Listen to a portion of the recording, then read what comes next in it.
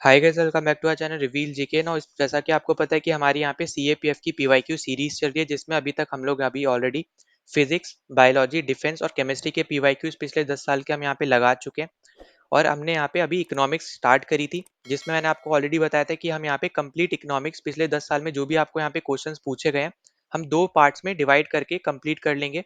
तो एक पार्ट में आपको ऑलरेडी यहाँ पे करवा चुका हूँ, अब यहाँ पे ये सेकंड पार्ट होने वाला है और इसके साथ अपने यहाँ पे इकोनॉमिक्स भी कंप्लीट हो जाएगी। यहाँ पे जो भी आपको क्वेश्चंस इकोनॉमिक्स से पूछे गए हैं पिछले 10 साल में, वो सब हम यहाँ पे इन दोनों पार्ट्स में कवर कर चुके होंगे जब तक। ठीक है, तो अगर आप पहली बार चैनल पे आए तो प्लीज सब्सक्राइब कर देना, जितना ज़्यादा हो सकता है इस वीडियो को शेयर कर देना ताकि दूसरों तक पहुंच पाए, उनकी भी यहाँ पे हेल्प हो पाए।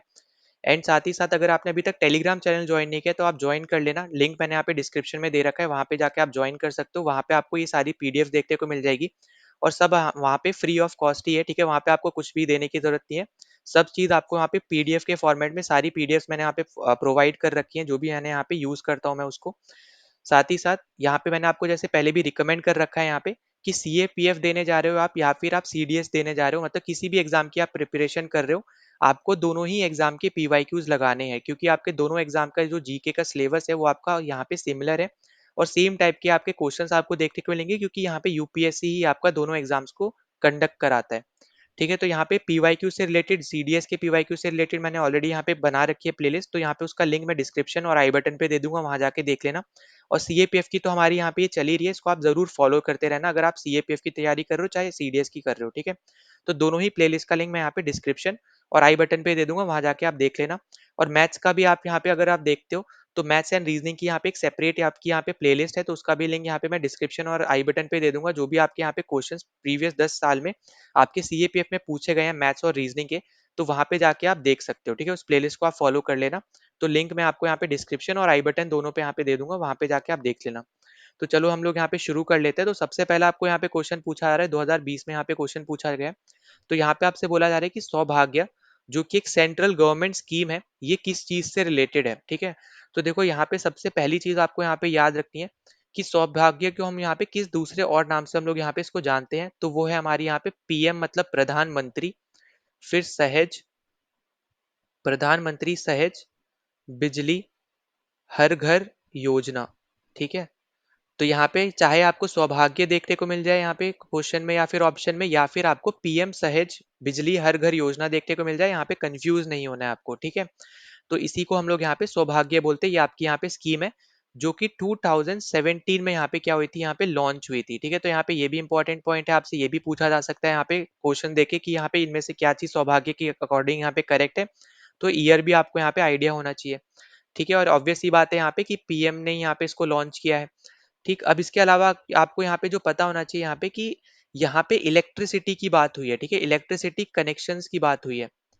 तो यहाँ पे किसकी बात हुई है, यहाँ पे इलेक्ट्रिसिटी कनेक्शंस की बात हुई है। ठीक है, तो यहाँ पे अगर आप देखोगे तो इलेक्ट्रिफिकेशन बोल लो, इलेक्ट्रिसिटी कनेक्शन बोल लो, तो यहाँ पे हर एक घर के अंदर यहाँ पे उनको इलेक्ट्रिसिटी प्रोवाइड हो पाए, इसके बारे में बेसिकली आपकी पूरी यहाँ पे सौभाग्य स्कीम है। ठीक है, तो चाहे आप यहाँ पे, चाहे आप गांव में रह रहे हो, अर्बन एरिया में रह रहे हो, रूरल एरिया हो गया जैसे गांव वगैरह, तो कहीं पे भी आप रह रहे हो वहां पे आपको इलेक्ट्रिसिटी पहुंच पाए, वहां तक आपके घरों तक पहुंच पाए, ये स्कीम आपकी यहाँ पे ये चीज देखती है।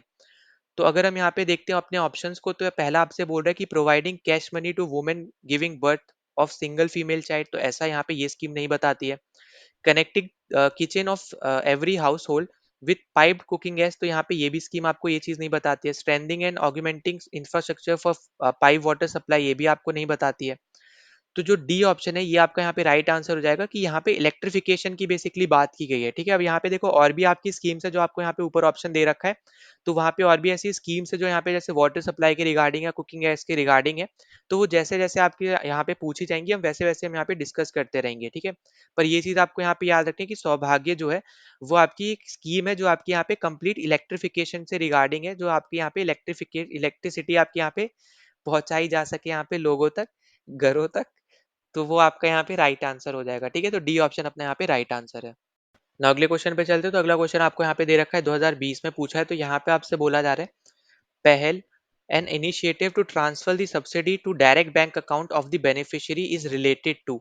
अब देखो यहाँ पे आपको आधी स्टेटमेंट तो यहीं पे दे दी कि पहल किस चीज से रिलेटेड है। तो सबसे पहले तो आप ये जान लो यहाँ पे कि जो आपकी यहाँ पे पहल है इसका यहाँ पे फुल फॉर्म क्या है, ठीक है, तो यहाँ पे इसका फुल फॉर्म है प्रत्यक्ष, ठीक है, प्रत्यक्ष हस्तांतरित, प्रत्यक्ष हस्तांतरित लाभ स्कीम, ठीक है, और ये आपकी रिलेटेड है एलपीजी कंज्यूमर्स के रिगार्डिंग, ठीक है। तो जिसका यहाँ पे एलपीजी जो यहाँ पे यूज वगैरह करते हैं, जिनको यहाँ पे आप ऐसे समझ सकते हो यहाँ पे कि उनको यहाँ पे एलपीजी की सब्सिडी दी जाती है, ठीक है, डायरेक्ट उनके बैंक अकाउंट में यहाँ पे वो रुपए आते हैं। तो यहाँ पे क्या आता है, यहाँ पे एलपीजी की सब्सिडी दी जाती है, ठीक है, इस पर्टिकुलर स्कीम के अकॉर्डिंग, ये आपको यहाँ पे याद रखना है। तो ए ऑप्शन अपने यहाँ पे करेक्ट हो जाएगा, ठीक है, ये आपको यहाँ पे याद रख लेना है। तो पहल आपका यहाँ पे क्या है, पहल आपका एक इनिशिएटिव है जिसके थ्रू आप यहाँ पे सब्सिडी देते हो यहाँ पे बैंक अकाउंट में डायरेक्टली, जो भी आपके यहाँ पे एलपीजी कंज्यूमर्स होते हैं वो, ठीक है। जो आपको यहाँ पे दूसरा पॉइंट याद रखना है कि हर एक कंज्यूमर के पास आधार कार्ड होना मस्ट है, ठीक है, आधार कार्ड होना ही चाहिए, ठीक है, यहाँ पे याद रख लेना आधार कार्ड इज अ मस्ट, ठीक है। फिर अगर हम इसके अलावा बात करते हैं यहाँ पे, तो एक आपने सुनी होगी यहाँ पे पीएम उज्ज्वला योजना, है ना। तो उज्ज्वला योजना जो है यहाँ पे, उज्ज्वला योजना बोलो, उज्ज्वला स्कीम बोलो यहाँ पे, तो इसका एम क्या है यहाँ पे, इसका एम है डिस्ट्रीब्यूट करने का एलपीजी सिलेंडर्स को, ठीक है, इसका एम है यहाँ पे डिस्ट्रीब्यूट करना एलपीजी सिलेंडर्स को, ठीक है। तो यहाँ पे ये भी पॉइंट आपको यहाँ पे याद रख लेना, ये आपकी हुई थी 2016 में लॉन्च हुई थी, ठीक है।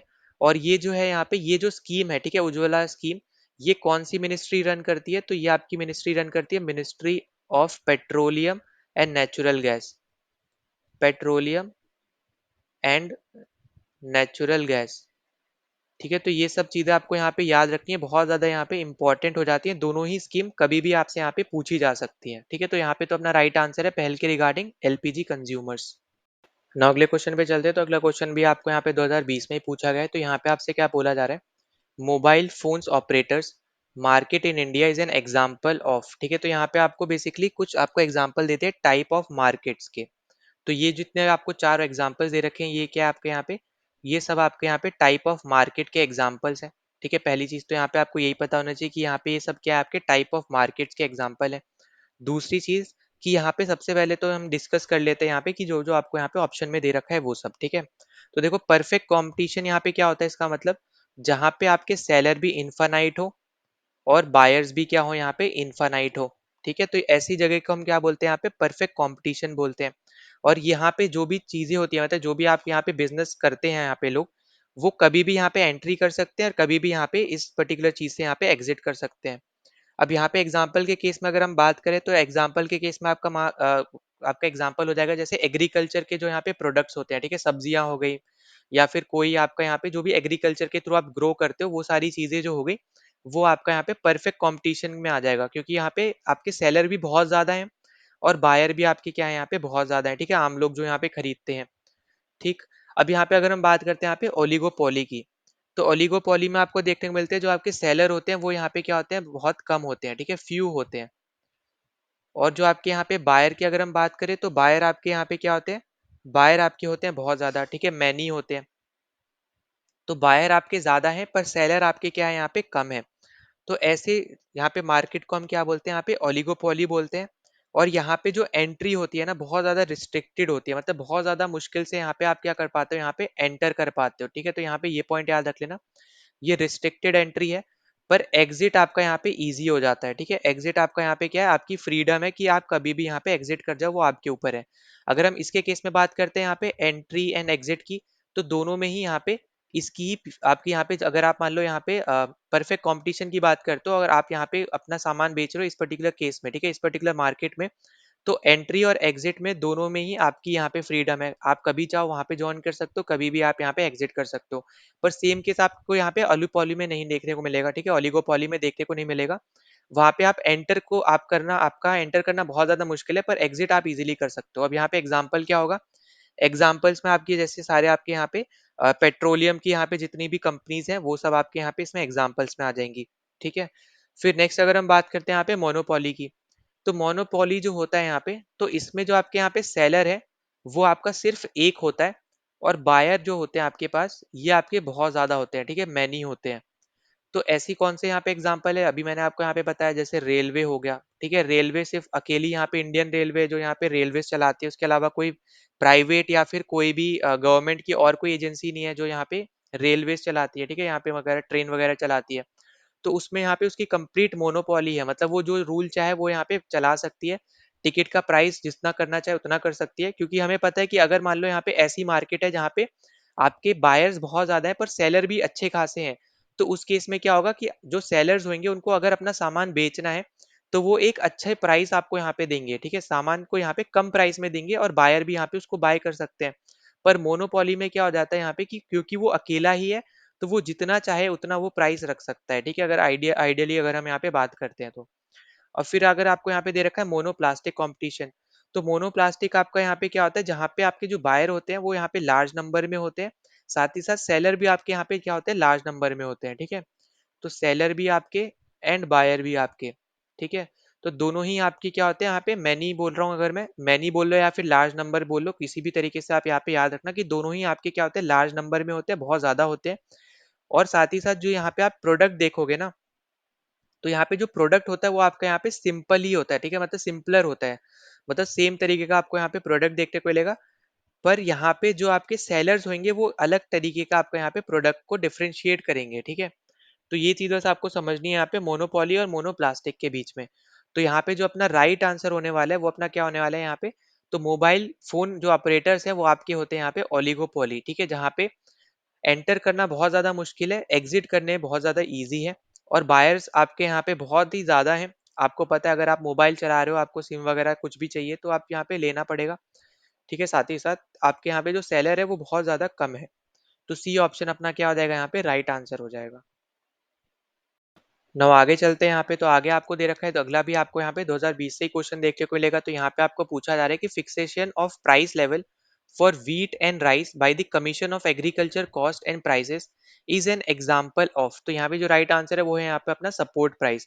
तो जैसे आपने प्रेजेंट में भी आपने सुना होगा यहाँ पे एमएसपी, जिसको हम बोलते हैं यहाँ पे मिनिमम सपोर्ट प्राइस, ठीक है? तो ये बेसिकली अगर आप देखोगे तो प्रेजेंट में भी यहाँ पे चल रहा है कि कुछ और क्रॉप्स को आपको मिनिमम सपोर्ट प्राइस की कैटेगरी के अंदर यहाँ पे लाना चाहिए, यहाँ पे फार्मर्स यहाँ पे बोल रहे हैं, पर वो गवर्नमेंट यहाँ पे नहीं कर सकती है, ठीक है? क्योंकि यहाँ पे अगर वो मिनिमम सपोर्ट प्राइस हर एक क्रॉप पे यहाँ पे लागू कर दिया जाता है, तो जो एक नॉर्मल इंसान है, जो यहाँ पे मान के चलो जो फार्मर नहीं है और वो ठीक ठाक इनकम नहीं कमा पा रहा है, तो वो यहाँ पे उस पर्टिकुलर क्रॉप को यहाँ पे नहीं खरीद सकता है। तो इसकी वजह से भी यहाँ पे जो गवर्नमेंट है वो यहाँ पे नहीं कर सकती है, ठीक है? तो यहाँ पे अगर वो करना भी चाहेगी तो बहुत ज्यादा यहाँ पे उनको रूल्स एंड रेगुलेशंस यहाँ पे फॉर्म करने पड़ेंगे, जिसके ऊपर अभी भी यहाँ पे काम चल रहा है। तो आपको यहाँ पे यही समझना है यहाँ पे कि जो जब भी हम यहाँ पे एक पर्टिकुलर प्राइस लेवल पे हम फिक्स कर देते हैं, ठीक है, मतलब मिनिमम सपोर्ट प्राइस का मतलब क्या हो गया कि इतना तो आपको देना ही है, ठीक है? जो गवर्नमेंट होगी वो यहाँ पे इतने से, तो यहाँ पे इतना आपको फार्मर्स को यहाँ पे देगी, मतलब इतने पे वो चीज यहाँ पे खरीदेगी यहाँ पे फार्मर से, ऐसे समझ सकते हो आप इसको, ठीक है? तो यहाँ पे ओवरऑल कितनी क्रॉप्स पे एमएसएसपी लगता है, एमएसपी लगता है बेसिकली यहाँ पे, तो वो है यहाँ पे 22 क्रॉप्स पे, ठीक है? तो ये इंपॉर्टेंट चीज़ है जो आपको यहाँ पे समझनी है, जिसमें से अगर हम बात करें तो जो 14 होते हैं वो आपके होते हैं यहाँ पे खारिफ सीजन के, और जो 6 होते हैं वो आपके होते हैं यहाँ पे राबी सीजन के, ठीक है? और जो आपके यहाँ पे जो बचे हुए दो हैं ये आपके हो गए यहाँ पे कमर्शियल, ठीक है? तो ये आपके क्या है यहाँ पे, ये है आपके कमर्शियल क्रॉप्स, ठीक है? तो इन सब क्रॉप्स पे आपके यहाँ पे जो गवर्नमेंट है वो एमएसपी देती है, बाकी पे अभी यहाँ पे नहीं देती है, कुछ और पे यहाँ पे बात चल रही है, वो यहाँ पे जब आएगा तब हम देखेंगे। पर अभी के लिए आपको बस इतना याद रखना है कि जब भी हम यहाँ पे फिक्स प्राइस की बात करेंगे तो आपका यहाँ पे मतलब होता है सपोर्ट प्राइस का, ठीक है? तो डी ऑप्शन अपना यहाँ पे करेक्ट हो जाएगा। ना अगले क्वेश्चन पे चलते हैं, तो अगला क्वेश्चन भी आपको यहाँ पे 2020 में पूछा गया है। तो यहाँ पे आपसे बोला जा रहा है कि which one of the following educational development indicator is currently used by UNDP, जिसका फुल फॉर्म है united nation development programme, to construct human development index. अब अगर आपको यहाँ पे याद हो, हमने यहाँ पे ये टॉपिक इकोनॉमिक्स की एनसीईआरटी सीरीज जब हम यहाँ पे कर रहे थे, 9th 10th की जब हमने यहाँ पे करी थी, तो अब मैंने यहाँ पे आपको ये सब चीजें यहाँ पे पढ़ाई थी, ठीक है? तो यहाँ पे जो आपका ह्यूमन डेवलपमेंट इंडेक्स है ये बेसिकली आपका 3 पैरामीटर्स के ऊपर डिपेंड करता है। वो 3 पैरामीटर्स कौन से होते हैं? पहला है आपका यहाँ पे हेल्थ, ठीक है? पहला क्या है आपका यहाँ पे हेल्थ। तो हेल्थ में आप यहाँ पे क्या देखते हो? हेल्थ में आप देखते हो यहाँ पे life expectancy at birth, life expectancy at birth, आप यहाँ पे पहली चीज यहाँ पे ये देखते हो। दूसरी चीज आपका यहाँ पे क्या होता है? दूसरा आपका होता है यहाँ पे इनकम, ठीक है? इनकम में क्या आता है यहाँ पे? इनकम में आता है यहाँ पे ग्रॉस नेशनल इनकम पर कैपेसिटा, ठीक है? तो यहाँ पे आता है, यहाँ पे इस इनकम में हम यहाँ पे ये चीज देखते हैं, जीएनआई देखते हैं, ठीक है? फिर तीसरा अपने पास यहाँ पे आता है एजुकेशन, अब यही आपको पूछा जा रहा है, एजुकेशनल के हिसाब से पूछा जा रहा है। अगर आप ध्यान से देखो, एजुकेशनल डेवलपमेंट इंडिकेटर। अब एजुकेशन में आप यहाँ पे क्या देखते हो? तो एजुकेशन में आप यहाँ पे देखते हो मीन ईयर्स ऑफ स्कूलिंग, ठीक है। तो यहाँ पे आप क्या देखते हो? मीन ईयर्स ऑफ स्कूलिंग, ठीक है। तो यहाँ पे आपको दिख रहा है क्लियरली कि सी ऑप्शन अपना यहाँ पे क्या हो जाएगा, यहाँ पे करेक्ट आंसर हो जाएगा। तो यहाँ पे एक्सपेक्टेड ईयर ऑफ स्कूलिंग, ठीक है, for school age children and mean years of schooling, ये हम यहाँ पे एजुकेशन में देखते हैं। तो राइट आंसर अपना क्या है यहाँ पे? ऑप्शन नंबर सी अपना यहाँ पे राइट आंसर हो जाएगा। और अगर हम यहाँ पे देखें इंडिया की रैंक, अगर आप प्रेजेंट में अगर आप देखते हो एचडीआई में, तो इंडिया की रैंक क्या है यहाँ पे? 134th है, ठीक है। ये भी आपको यहाँ पे याद रख लेनी है। जो अब यहाँ पे लेटेस्ट इंडेक्स है, ह्यूमन डेवलपमेंट इंडेक्स, उसमें इंडिया की रैंक 134th है, ठीक है। तो ये सब यहाँ पे इंपॉर्टेंट चीजें जो आपको यहाँ पे समझनी है। और यहाँ पे एक और यहाँ पे याद रख लेना जो इम्पोर्टेंट रहेगा, वो है आपका यहाँ पे कि एचडीआई यहाँ पे बेसिकली किसका आइडिया था, ठीक है। तो ये आइडिया था यहाँ पे महबूब महबूब अल हक का, ठीक है। अल हक का यहाँ पे ये आइडिया था 1990 में, यहाँ पे बोल सकते हो यहाँ पे कि इन्होंने ये चीज डिस्कवर की थी, यहाँ पे ये चीज बताई थी, ठीक है। तो यहाँ पे ये चीज आपको यहाँ पे याद रखनी है। एक तरीके से इसको आप फाउंडर की तरह मान सकते हो इनको, ठीक है। तो यहाँ पे बस आपको यहाँ पे जो करेक्ट आंसर है वो है सी ऑप्शन। ये आपको यहाँ पे याद होना चाहिए, जितना इंपॉर्टेंट था वो सब मैंने आपको यहाँ पे बता दिया है। ना अगले क्वेश्चन पे चलते हैं। तो अगला क्वेश्चन भी आपको यहाँ पे 2020 का ही पूछा हुआ है। तो यहाँ पे आपसे पूछ रहा है कि which one of the following statement about employment situation in India according to the periodic labour force survey 1718 is और आर करेक्ट है। तो लेबर फोर्स सर्वे निकालता कौन है, पहले तो ये पता होना चाहिए। तो ये आपका निकालता है यहाँ पे ministry of statics and programme implementation, ठीक है। तो यहाँ पे कौन निकालता है? Ministry of statics and programme implementation यहाँ पे ये निकालती है। अब यहाँ पे अगर हम बात करें तो ये क्योंकि आपका 1718 से रिगार्डिंग है, तो हमें यहाँ पे एज सच इसके बारे में जानने की अभी के लिए एज सच कोई ज़रूरत नहीं है। तो यहाँ पे आपको बस मैं आंसर बता दे रहा हूँ इस पर्टिकुलर क्वेश्चन का। तो यहाँ पे आपका 1 और 2, ठीक है, ये दोनों स्टेटमेंट आपकी यहाँ पे करेक्ट है, तो बी ऑप्शन अपना करेक्ट होगा। तो यहाँ पे पहला क्या बोल रहा है कि जो कंस्ट्रक्शन सेक्टर है यहाँ पे, वो आपका 1/10 अर्बन मेल वर्क फोर्स को आपके यहाँ पे एम्प्लॉयमेंट देता है, जो कि आपका एकदम करेक्ट है। दूसरा आपसे बोल रहा है कि यहाँ पे जो 1/4 अर्बन फीमेल्स वर्कर है, वो आपकी मैन्युफैक्चरिंग सेक्टर में काम करती है, जो यहाँ पे एकदम करेक्ट स्टेटमेंट है, ठीक है। अब गलत आपकी यहाँ पे थर्ड स्टेटमेंट है। गलत क्यों है यहाँ पे? क्योंकि ये बोल रहा है कि आपकी 1/4 of rural female workers in India were engage in the agriculture sector. तो यहाँ पे क्या बोला जा रहा है कि 25%, ठीक है, 1/4 कितना हो गया? 25% रूरल फीमेल जो है यहाँ पे इंडिया की, वो यहाँ पे एग्रीकल्चर सेक्टर में रहती है। तो यहाँ पे ये गलत है, क्योंकि यहाँ पे 25 से लेस है, ठीक है। तो याद रखना, लेस देन 25 है, लेस देन 25, ठीक है। तो यहाँ पे वर्ड्स का भी बहुत ज़्यादा इंपॉर्टेंस होता है। तो यहाँ पे वर्ड के अकॉर्डिंग जो यहाँ पे दिया हुआ है, उसके अकॉर्डिंग ये गलत हो जाएगा। तो राइट आंसर क्या है यहाँ पे? 1 और 2 अपनी यहाँ पे सिर्फ करेक्ट है, तो बी ऑप्शन अपना यहाँ पे राइट आंसर है। ना अगले क्वेश्चन पे चलते हैं। तो अगला क्वेश्चन भी आपका यहाँ पे 2020 का ही है। यहाँ पे आपसे पूछा जा रहा है कि नेचुरल पॉपुलेशन चेंज आप कैसे कैलकुलेट करते हो। अब देखो यहाँ पे ऑब्वियस सी बात है, यहाँ पे जो पॉपुलेशन चेंज के बारे में जब यहाँ पे बात हो रही है, तो जो आपको ऑप्शन दे रखे हैं, तो यहाँ पे आप अगर ध्यान से देखो तो आपको एक दे रखा है यहाँ पे डेथ रेट, और एक दे रखा है आपको यहाँ पे बर्थ रेट। तो बर्थ रेट हो गया यहाँ पे, जो यहाँ पे बर्थ रेट क्या हो गया बेसिकली, यहाँ पे ये आपका एक तरीके का नंबर हो गया, जो आपको यहाँ पे क्या बता रहा है? लाइव बर्थ बता रहा है पर 1000%, ठीक है, एक पर्टिकुलर ईयर में। तो यहाँ पे मैं लिख भी दे रहा हूँ, ये आपको क्या बता रहा है यहाँ पे?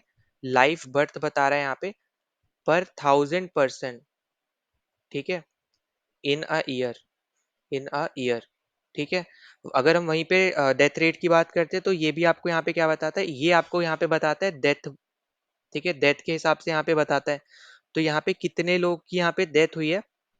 हर 1000 लोगों में, ठीक है, हर 1000 लोगों में एक पर्टिकुलर ईयर में। तो यहाँ पे ये चीज आपकी डेथ रेट बताता है, ठीक है। तो ये डेथ रेट हो गया और ये बर्थ रेट हो गया।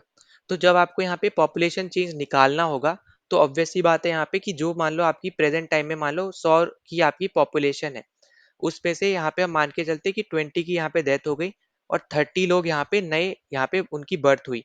तो आप यहाँ पे अब जो पॉपुलेशन चेंज आपकी यहाँ पे क्या आंसर होगा कि यहाँ पे आप डेथ रेट को आप माइनस करोगे, है ना, इसको आप क्या करोगे? यहाँ पे माइनस करोगे और इसको यहाँ पे आप ऐड करोगे, तब जाके आपको यहाँ पे आंसर आएगा। फिर यहाँ पे आंसर क्या बन जाएगा? ये आ जाएगा 110। तो यहाँ पे बेसिकली हम मल्टीप्लीकेशन, एडिशन, ठीक है, ये सब मल्टीप्लीकेशन तो हम बेसिकली नहीं करेंगे। फिर बाकी हम यहाँ पे पढ़ लेते हैं। तो यहाँ पे आपको दे रखा है subtracting death rate from the birth rate, मतलब इसमें से यहाँ पे इसको माइनस करोगे, ऑब्वियस सी बात है, जब इसको माइनस करोगे फिर इसमें ऐड करोगे तो आपको यहाँ पे मिल जाएगा पॉपुलेशन चेंज जो भी आपकी हो रही है। तो यहाँ पे ओवरऑल पॉपुलेशन, टोटल पॉपुलेशन ये मिल जाएगी, और पॉपुलेशन चेंज आपको इन दोनों से मिल जाएगी, ठीक है। तो ये पॉइंट याद रखना। तो आप यहाँ पे क्या करोगे, आप सब्ट्रैक्ट करोगे जो भी आपकी यहाँ पे डेथ रेट है उसको बर्थ रेट से, ठीक है। फिर सी आपसे बोल रहा था कि आप यहाँ पे ऐड करोगे डेथ रेट को बर्थ रेट पे, तो उसको ऐड करने से तो उल्टा यहाँ पे आपकी जो टोटल पॉपुलेशन है और ज्यादा इंक्रीज हो जाएगी, उससे तो आप यहाँ पे फॉल्स नंबर दिखा रहे हो, ठीक है। तो यहाँ पे सी गलत हो जाएगा। डी आपसे बोल रहा है कि आप बर्थ रेट को माइनस करोगे यहाँ पे डेथ रेट से, तो यहाँ पे ये भी आपका गलत हो जाएगा। तो आपको यहाँ पे हमेशा याद रखना है कि पॉपुलेशन चेंज के केस में आपको हमेशा डेथ रेट को माइनस करना है, ठीक है, बर्थ रेट से। कभी भी यहाँ पे वाइस वर्सा नहीं करेंगे, ये चीज आपके लिए यहाँ पे इंपॉर्टेंट है जो आपको यहाँ पे समझनी है, ठीक है। तो राइट आंसर क्या आ जाएगा यहाँ पे, ऑप्शन नंबर 1 अपना यहाँ पे करेक्ट आंसर हो जाएगा। ना अगले क्वेश्चन पे चलते हैं। 2020 का यहाँ पे क्वेश्चन है, तो यहाँ पे आपसे पूछ रहा है कि what do you meant by MSME. Basically आपको यहाँ पे फुल फॉर्म बतानी है। तो देखो फुल फॉर्म की अगर हम यहाँ पे बात करेंगे तो फुल फॉर्म क्या होगी, micro small and medium enterprises, ठीक है। तो micro small and medium enterprises, तो यहाँ पे अपना डी ऑप्शन करेक्ट हो जाएगा। अब ये आपकी ऐसे टाइप की एंटरप्राइजेज है, ऐसे टाइप की इंडस्ट्रीज है जिसको आपको यहाँ पे नाम से पता चल रहा होगा, बहुत ज्यादा छोटी इंडस्ट्री है जो यहाँ पे प्रोडक्शन वगैरह यहाँ पे करती है, मीडियम लेवल की इंडस्ट्री है, बहुत लार्ज इंडस्ट्री नहीं है। तो ऐसी टाइप की इंडस्ट्रीज के लिए यहाँ पे गवर्नमेंट सपोर्ट यहाँ पे प्रोवाइड करती है, और ये जो आपकी इंडस्ट्रीज है ये आपकी यहाँ पे जो आपका micro small medium enterprises development act है यहाँ पे 2006 का, ठीक है, उसके थ्रू यहाँ पे एग्रीमेंट के थ्रू यहाँ पे आप बोल सकते हैं यहाँ पे आपकी एक मिनिस्ट्री भी बनी थी इसके अंदर, ठीक है। तो यहाँ पे इससे रिगार्डिंग आपको एक मिनिस्ट्री भी देखने को मिल जाएगी। तो ये आपको यहाँ पे ये भी पॉइंट आपको यहाँ पे याद रख लेना है, ठीक है। तो यहाँ पे राइट आंसर क्या है, यहाँ पे डी ऑप्शन अपना करेक्ट हो जाएगा। एमएसएमई का फुल फॉर्म है micro small and medium enterprises. ना अगले क्वेश्चन पे चलते हैं। तो अगला क्वेश्चन भी आपका यहाँ पे 2020 में ही पूछा गया है। तो यहाँ पे आपसे पूछा है कि which one of the following has the largest contribution to the gross टेस्ट revenue of government of India in 19 and 20, ठीक है। तो यहाँ पे 2019 और 20 में यहाँ पे जो गवर्नमेंट ऑफ इंडिया का रेवेन्यू है उसमें किसका सबसे ज्यादा कंट्रीब्यूशन था। तो यहाँ पे देखो राइट आंसर अपना यहाँ पे है कॉर्पोरेशन टैक्स, पर आपको अभी के हिसाब से याद करके जाना है जो आपका यहाँ पे प्रेजेंट का यूनियन बजट आया है। तो उसके अकॉर्डिंग मैंने आपको ऑलरेडी यहाँ पे बताया था पिछले वीडियो में भी कि यहाँ पे मैंने एक सेपरेट वीडियो ऑलरेडी यहाँ पे बना रखी है यूनियन बजट से रिलेटेड। तो उसका लिंक मैं यहाँ पे इस पर्टिकुलर वीडियो के भी डिस्क्रिप्शन में यहाँ पे डाल दूंगा और आई बटन पे दे दूंगा, तो वहां पे जाके वो वीडियो जरूर देख लेना। वहां पे हमने हर एक चीज यहाँ पे जो भी आपके बजट में डिस्कस हुई है और किस टाइप के क्वेश्चन आपसे यहाँ पे पूछे जाते हैं वो मैंने यहाँ पे सब कुछ उस वीडियो में बता रखा है। तो वो वीडियो आप यहाँ पे जरूर देख लेना, वहां पे आपका कंप्लीट बजट कंप्लीट हो जाएगा, ठीक है। मतलब इंटरिम बजट था आपका यहाँ पे, तो वो भी मैंने बता रखा है कि किसको इंटरिम बजट बोलते हैं, क्यों इंटरिम बजट आया था। तो वो सब चीजें आपकी वहां पे उसी पर्टिकुलर वीडियो में कंप्लीट हो जाएंगी, वो जरूर देख लेना आप, ठीक है। लिंक और यहाँ पे आई बटन पे भी मिल जाएगा और लिंक डिस्क्रिप्शन में भी मिल जाएगा। तो यहाँ पे अपना राइट आंसर है बी ऑप्शन।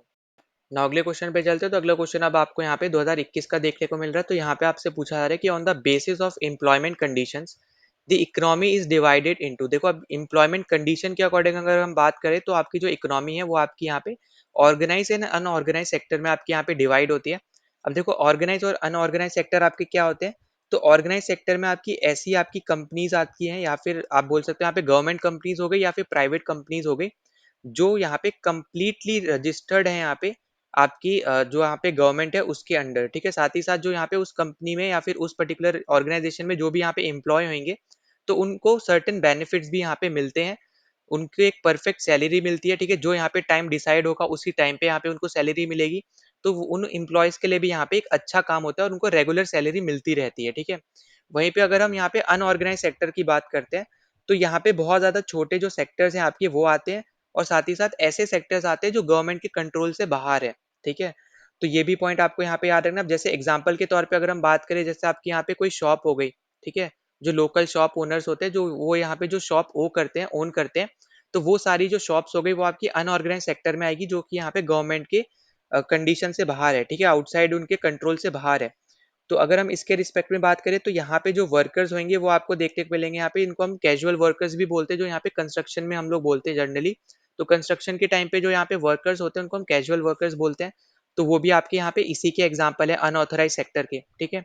तो यहाँ पे आपको ये चीजें याद रखनी है। तो यहाँ पे जो अपनी राइट अपना यहाँ पे जो इंपॉर्टेंट पॉइंट है वो है यहाँ पे कि इनके पास जॉब सिक्योरिटी भी नहीं रहती है, ठीक है। मतलब यहाँ पे आप ऐसे समझ लो कि ऑर्गेनाइज सेक्टर में जो काम करते हैं उनका बेनिफिट्स बहुत ज्यादा है, अनऑर्गेनाइज में जो काम करते हैं उनके बहुत ही लेस बेनिफिट्स है, मतलब ना के बराबर बेनिफिट्स हैं, ठीक है। ऑर्गेनाइज सेक्टर वाली सब गवर्नमेंट के साथ एसोसिएटेड है, आपकी चाहे प्राइवेट हो या फिर कुछ भी हो, रजिस्टर्ड है उनके साथ। वहीं पे जो आपकी अनऑर्गेनाइज सेक्टर्स में है वो यहाँ पे कंट्रोल के बाहर है गवर्नमेंट के। तो यहाँ पे ए ऑप्शन करेक्ट हो जाएगा। यहाँ पे एम्प्लॉयमेंट कंडीशन के अकॉर्डिंग आपकी इकोनॉमी दो में डिवाइड होती है। नाउ अगले क्वेश्चन पे चलते हैं। तो अगला क्वेश्चन भी आपको यहाँ पे 2021 का दे रखा है। तो यहाँ पे आपसे बोला है the sectoral share of gross value added GVA for the year 2009 to 10 to 2018-19 show that the share of service sector in GVA in India has increased over the years. Which among the following have driven the maximum increase? कौन से sector में आपको यहाँ पे maximum increase आपको यहाँ पे देखने को मिला है जीवीए में? अब देखो जीवीए की अगर हम बात करते हैं तो बेसिकली आप इसको समझ सकते हो एक तरीके की आउटपुट वैल्यू होती है एक बेसिक प्राइस पे, ठीक है। और जो कि आपकी लेस होती है इंटरमीडिएट कंजम्पशन से, जो भी आप यहाँ पे परचेजर की यहाँ पे जो प्राइस होता है उसके अकॉर्डिंग आप अगर आप यहाँ पे कंपेयर करते हो उससे, ठीक। तो इसका कहने का मतलब क्या है बेसिकली यहाँ पे कि आपकी एक ऐसी आउटपुट वैल्यू होगी जो बेस प्राइस से आप यहाँ पे निकालोगे, जो कि आपकी कम होगी इंटरमीडिएट कंजम्पशन से, ठीक है। आपके कंजम्पशन से आपके यहाँ पे कम होगी जो भी आपका यहाँ पे परचेजर ने प्राइस रखा होगा उसके अकॉर्डिंग, ठीक है। तो उसको हम क्या बोलते हैं यहाँ पे जीवीए बोलते हैं। तो यहाँ पे ये जो ऐसे क्वेश्चन है ये आपके यहाँ पे आपको क्लियरली दिख रहा है यहाँ पे पुराने क्वेश्चन है। तो ये थोड़े आपको यहाँ पे करंट अफेयर के अकॉर्डिंग आपको यहाँ पे पूछा गया है इसका आंसर, ठीक है। तो बस यहाँ पे आपको बस मैं आंसर बता दे रहा हूँ, बाकी मैंने आपको ये जीवीए के बारे में बता दिया, बाकी आपको यहाँ पे इतना ज्यादा इसके डीप में जाने की जरूरत नहीं है। प्रेजेंट टाइम के बारे में आपको यहाँ पे सोच के चलना है, ठीक है। तो यहाँ पे अपना राइट आंसर यहाँ पे option number D, finance, real estate and professional services. तो यहाँ पे ये सारी आपकी ऐसी इंडस्ट्रीज है या फिर ऐसी सर्विसेज है जहाँ पे जीवीए जो है यहाँ पे सबसे ज्यादा इंक्रीज हुआ है। तो यहाँ पे राइट आंसर है यहाँ पे ऑप्शन नंबर डी। नाउ अगले क्वेश्चन पे चलते हैं। तो अगला क्वेश्चन आपको यहाँ पे 2021 में पूछा हुआ है। तो यहाँ पे आपसे पूछ रहा है the amount by which the equilibrium level of real GDP exits the full employment level of GDP. अब देखो यहाँ पे जो टर्म्स बेसिकली है यहाँ पे जो आपको याद रखनी है, एक है आपका यहाँ पे रियल जीडीपी, ठीक है, जिसके बारे में यहाँ पे बात हो रही है। और एक आपकी है यहाँ पे फुल एम्प्लॉयमेंट लेवल, मतलब हो गया आपका यहाँ पे बेसिकली पोटेंशियल, ठीक है। कि आपका इतना पोटेंशियल है, तभी यहाँ पे अगर आप वर्ड भी देखोगे उस तरीके से आप इसको मैच कर सकते हो कि फुल एम्प्लॉयमेंट लेवल मतलब यहाँ पे कंप्लीट पोटेंशियल के साथ जो जीडीपी होती है उसको हम क्या बोलते हैं यहाँ पे पोटेंशियल जीडीपी बोलते हैं। तो यहाँ पे इस टर्म को आप पोटेंशियल जीडीपी के नाम से भी जानते हो। अब पोटेंशियल जीडीपी आपका क्या होता है, आपका एक तरीके से आप इस तरीके से समझ सकते हो यहाँ पे कि जहाँ पे आप मैक्सिमम आउटपुट दे सकते थे, जब अगर आपने यहाँ पे अपने जो लेबर है जो कैपिटल है उसको कंप्लीटली अच्छे से यहाँ पे अच्छे रेट्स में यहाँ पे एम्प्लॉय किया होता है, ठीक है। तो यहाँ पे एक तरीके से ये एस्टिमेशन देता है आगे का, ठीक है। यहाँ पे बेसिकली क्या बताता है कि अगर आपने यहाँ पे आप यहाँ पे मैक्सिमम आउटपुट अपना यहाँ पे गेन कर सकते थे अगर आपने अच्छे से अपने लेबर कैपिटल वगैरह को यहाँ पे एम्प्लॉय किया होता मैक्सिमम रेट्स पे, ठीक है। तो यहाँ पे ये याद रखना है आपको, ये होता है आपका यहाँ पे पोटेंशियल जीडीपी, ठीक है। फिर अगर हम यहाँ पे रियल जीडीपी की बात करते हैं तो यहाँ पे ये आपका इन्फ्लेशन एडजस्टेड जीडीपी होता है, मतलब इन्फ्लेशन के बाद जो आपका जीडीपी बचता है बेसिकली वो आपका यहाँ पे ये होता है। इस तरीके से आप इसको याद रख लेना, ठीक है। अब यहाँ पे जो आपको बाकी टर्म्स दे रखी है इसके बारे में डिस्कस करते हैं यहाँ पे। तो सबसे पहले है आपके पास यहाँ पे ऑटोमेशन स्टेबलाइजर, ठीक है, स्टेबलाइजर। तो ये क्या होता है बेसिकली, ये आपकी एक तरीके की फिस्कल पॉलिसी है, ठीक है। ये आपकी एक तरीके की यहाँ पे एक फिस्कल पॉलिसी है जो कि आपकी यहाँ पे डिजाइन होती है, जो भी आपके इन्फ्लुएशन मतलब यहाँ पे जो फ्लक्चुएशंस आपको देखने को मिलते हैं इकोनॉमी के अंदर किसी भी एक नेशन के, जो भी एक पर्टिकुलर नेशन आप यहाँ पे पकड़ लो उसकी यहाँ पे जो भी इकोनॉमी में फ्लक्चुएशंस आपको देखने को मिल रहे हैं, तो इस पर्टिकुलर फिस्कल पॉलिसी से क्या होगा, उन फ्लक्चुएशंस को हम यहाँ पे ऑफसेट कर देते हैं, मतलब यहाँ पे बैलेंस आउट कर देते हैं, ठीक है। तो ये होता है आपका यहाँ पे ऑटोमेटिक स्टेबलाइजर स्टेबलाइजर। फिर दूसरा आपको दे रखा है यहाँ पे नीचे से चल रहा है तो इनकम मल्टीप्लायर। अब इनकम मल्टीप्लायर आपका ये एक नंबर होता है, ठीक है। तो याद रखना ये एक तरीके का नंबर होता है, जो भी आपकी एजेंसीज या फिर जो आपकी बैंक्स हो गई, ये आपको जो जब भी आपको लोन देती है, ठीक है, तो लोन देते टाइम यहाँ पे ये इस पर्टिकुलर नंबर से आपकी सैलरी को या फिर आपकी या किसी दूसरे की मिला के जो सैलरी बनेगी उसको मल्टीप्लाई करती है और फिर ये डिसाइड करते हैं कि हम इनको कितना लोन दे सकते हैं, ठीक है। तो वो आप कैसे डिसाइड करोगे कितना मैक्सिमम लोन यहाँ पे आपको बैंक दे सकती है, तो वो आपका यहाँ पे डिसाइड करवाता है इनकम मल्टीप्लायर, ठीक है। तो ये पॉइंट भी आपको यहाँ पे याद रखना है, जहाँ पे ये एक नंबर है जिसको आप मल्टीप्लाई करते हो किसी दूसरे इंसान की सैलरी या फिर दो इंसान को मिला के जो सैलरी बन रही होगी उसके साथ, ताकि आपको पता चले कि आपको कितना यहाँ पे लोन देना है, ठीक है। आप मतलब यहाँ पे आप बैंक को यहाँ पे फिट कर देना है सेंटेंस में, ठीक। फिर उसके बाद हम यहाँ पे बात करते हैं जो हमारे यहाँ पे लास्ट के दो रह गए यहाँ पे इन्फ्लेशनरी और आपका यहाँ पे रिसेशनरी। तो देखो इन्फ्लेशनरी की गैप की अगर हम यहाँ पे बात करते हैं तो ये आपका होता है बेसिकली जो आपकी कंट्री की एक्चुअल या रियल जीडीपी है, ठीक है? जब भी वो यहाँ पे बढ़ जाती है पोटेंशियल जीडीपी से, ठीक है? तो यहाँ पे याद रखना, जब भी आपकी रियल जीडीपी जो है अगर ज्यादा है आपकी यहाँ पे पोटेंशियल जीडीपी से, ठीक है, तब आपको यहाँ पे ये वाला केस देखने को मिलेगा, यहाँ पे इन्फ्लेशनरी गैप। और यही आपको यहाँ पे दे रखा है, अगर आप ध्यान से पढ़ो तो real GDP exceeds the full employment level of GDP. अब फुल एम्प्लॉयमेंट लेवल मतलब हो गया आपका यहाँ पे पोटेंशियल, ठीक है, जो यहाँ पे कंप्लीट पोटेंशियल था वही आपका हो गया यहाँ पे फुल एम्प्लॉयमेंट लेवल। तो इसको हम लोग यहाँ पे पोटेंशियल जीडीपी के नाम से भी जानते हैं, ठीक है। तो यहाँ पे आपको क्लियरली दिख रहा है, यही सेंटेंस आपसे पूछा गया है, तो यहाँ पे बी ऑप्शन अपना यहाँ पे राइट आंसर है। ठीक। फिर दूसरा चीज आपको यहाँ पे क्या याद रखना है कि यहाँ पे जो, अगर आपको इजी टर्म्स में भी समझना है यहाँ पे आपका इन्फ्लेशनरी गैप का मतलब क्या है यहाँ पे, तो इसको आप कुछ इस तरीके से समझ सकते हो कि मान लो आपके पास कोई भी जो गुड है, ठीक है, अगर उस पर्टिकुलर गुड की ज्यादा डिमांड आ जाती है, ठीक है, मतलब डिमांड बहुत ज्यादा है पर सप्लाई उसका यहाँ पे मिनिमम है, ठीक है, सप्लाई उसका यहाँ पे मिनिमम है, या फिर जितना बस यहाँ पे सप्लाई था, मान लो यहाँ पे 100 आपके पास यहाँ पे फोन्स थे जो आप सप्लाई कर सकते थे, पर आपके पास डिमांड आ गई है, मान लेते हैं हम लोग यहाँ पे जैसे 120। तो ये एक तरीके का आपका यहाँ पे ये इन्फ्लेशनरी गैप हो जाएगा, ठीक है, एग्जाम्पल के तौर पे आपको इजी टर्म्स में समझाने के लिए बता रहा हूँ, ठीक है। तो इस तरीके से भी आप इसको याद रख लेना। दूसरा अपने यहाँ पे लास्ट जो है वो है हमारे यहाँ पे रेस्टेशनरी गैप। तो ये क्या होता है यहाँ पे, तो देखो रेस्टेशनरी गैप बेसिकली यहाँ पे डिफरेंस होता है ये, ठीक है। किसके बीच का डिफरेंस होता है, तो डिफरेंस होता है आपका यहाँ पे रियल एंड पोटेंशियल जीडीपी का, ठीक है, रियल रियल और पोटेंशियल जीडीपी का यहाँ पे ये डिफरेंस होता है, ठीक है। तो बस इतनी सी चीज आपको यहाँ पे याद रखनी है। ये टर्म्स इंपॉर्टेंट है क्योंकि आने वाले एग्जाम से भी आपको ये टर्म्स ऑप्शन में दे सकता है, तो इजी टर्म्स आपके लिए यहाँ पे हो जाएंगी क्योंकि अब मैंने आपको यहाँ पे समझा चुकी है, ठीक है। अब अगले क्वेश्चन पे चलते हैं। तो अगला क्वेश्चन आपसे यहाँ पे 2021 में पूछा हुआ है। तो यहाँ पे आपसे बोल रहा है कि for anything to be recognised as money, ठीक है, जिस कोई भी चीज जिसको हम यहाँ पे मनी रिकॉग्नाइज कर सकते हैं, एज अ मनी रिकॉग्नाइज कर सकते हैं, तो उसके बाद आपसे बोल रहा है कि it needs to have which of the following characteristics. तो उस पर्टिकुलर चीज के लिए क्या चीज आपकी यहाँ पे कैरेक्टरिस्टिक्स को वो फॉलो करे कि हम उसको यहाँ पे मनी एज अ मनी हम यहाँ पे रिकॉग्नाइज करें, ठीक है। तो देखो सबसे इंपॉर्टेंट चीज क्या होती है यहाँ पे, मीडियम ऑफ एक्सचेंज।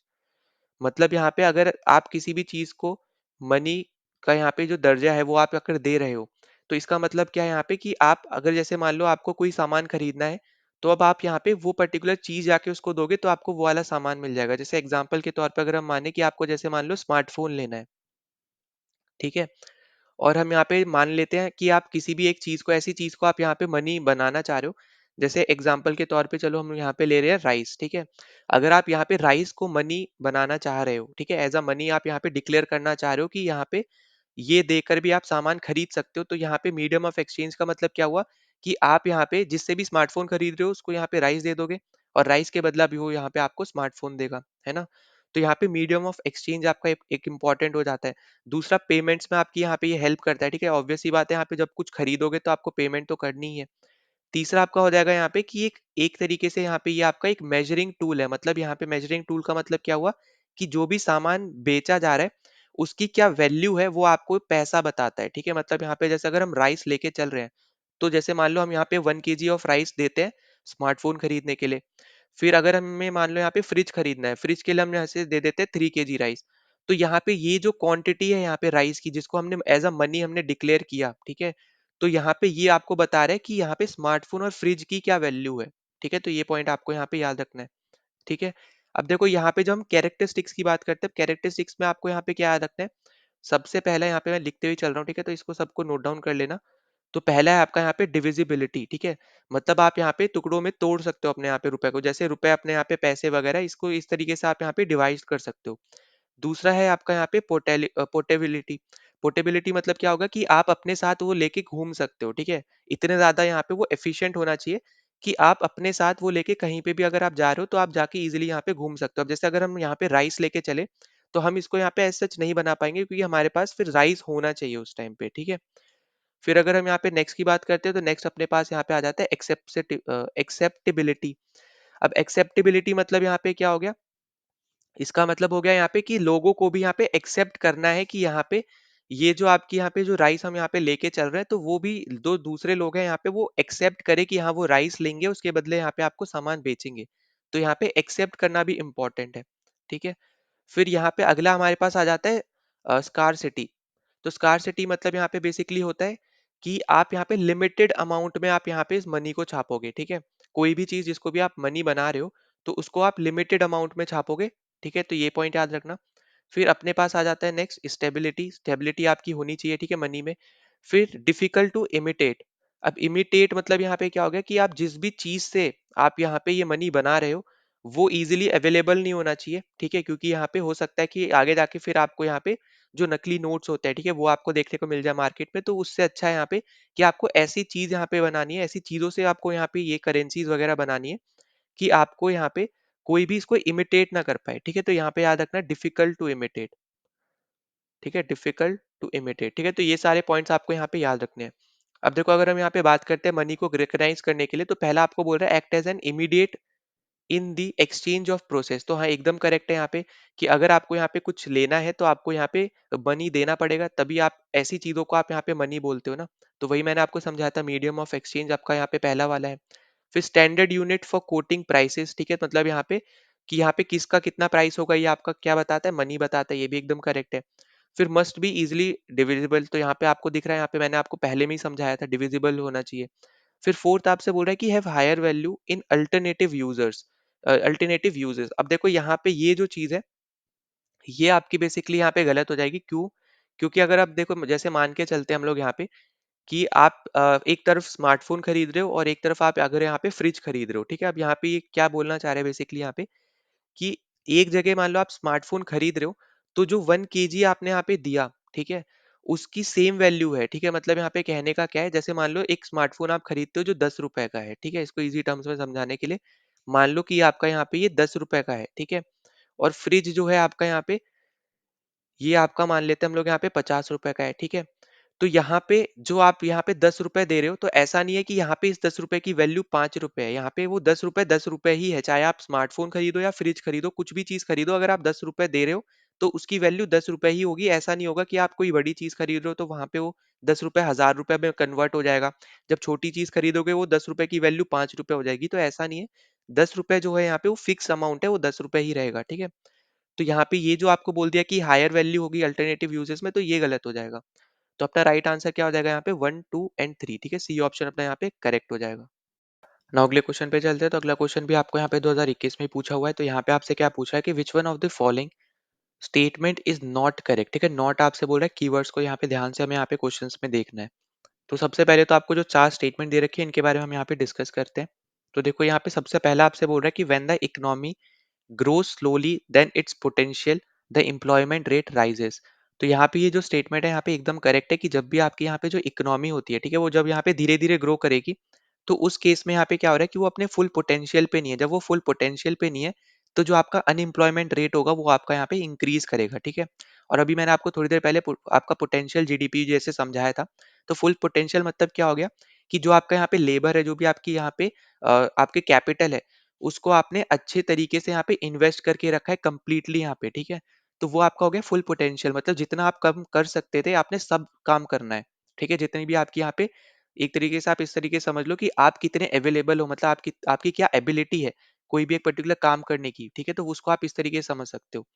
तो यहाँ पे जब हम बात करेंगे इस पर्टिकुलर चीज की, ठीक है, तो हमें हमेशा याद रख के चलना है यहाँ पे कि जब भी आपको यहाँ पे देखने को मिलेगा ऐसी कोई इकोनॉमिक सिचुएशन आपको देखने को मिलेगी जहाँ पे जो आपके लेबर वगैरह है या फिर जो भी आपकी यहाँ पे रिसोर्सेज वगैरह है, ये आप अगर बहुत ज़्यादा अच्छे एफिशिएंट तरीके से आप जब यहाँ पे यूज़ करते हो, तब हम इसको क्या बोलते हैं, हम इसको बोलते हैं फुल एम्प्लॉयमेंट, ठीक है, जो आपको यहाँ पे डी ऑप्शन में जैसे दे रखा है।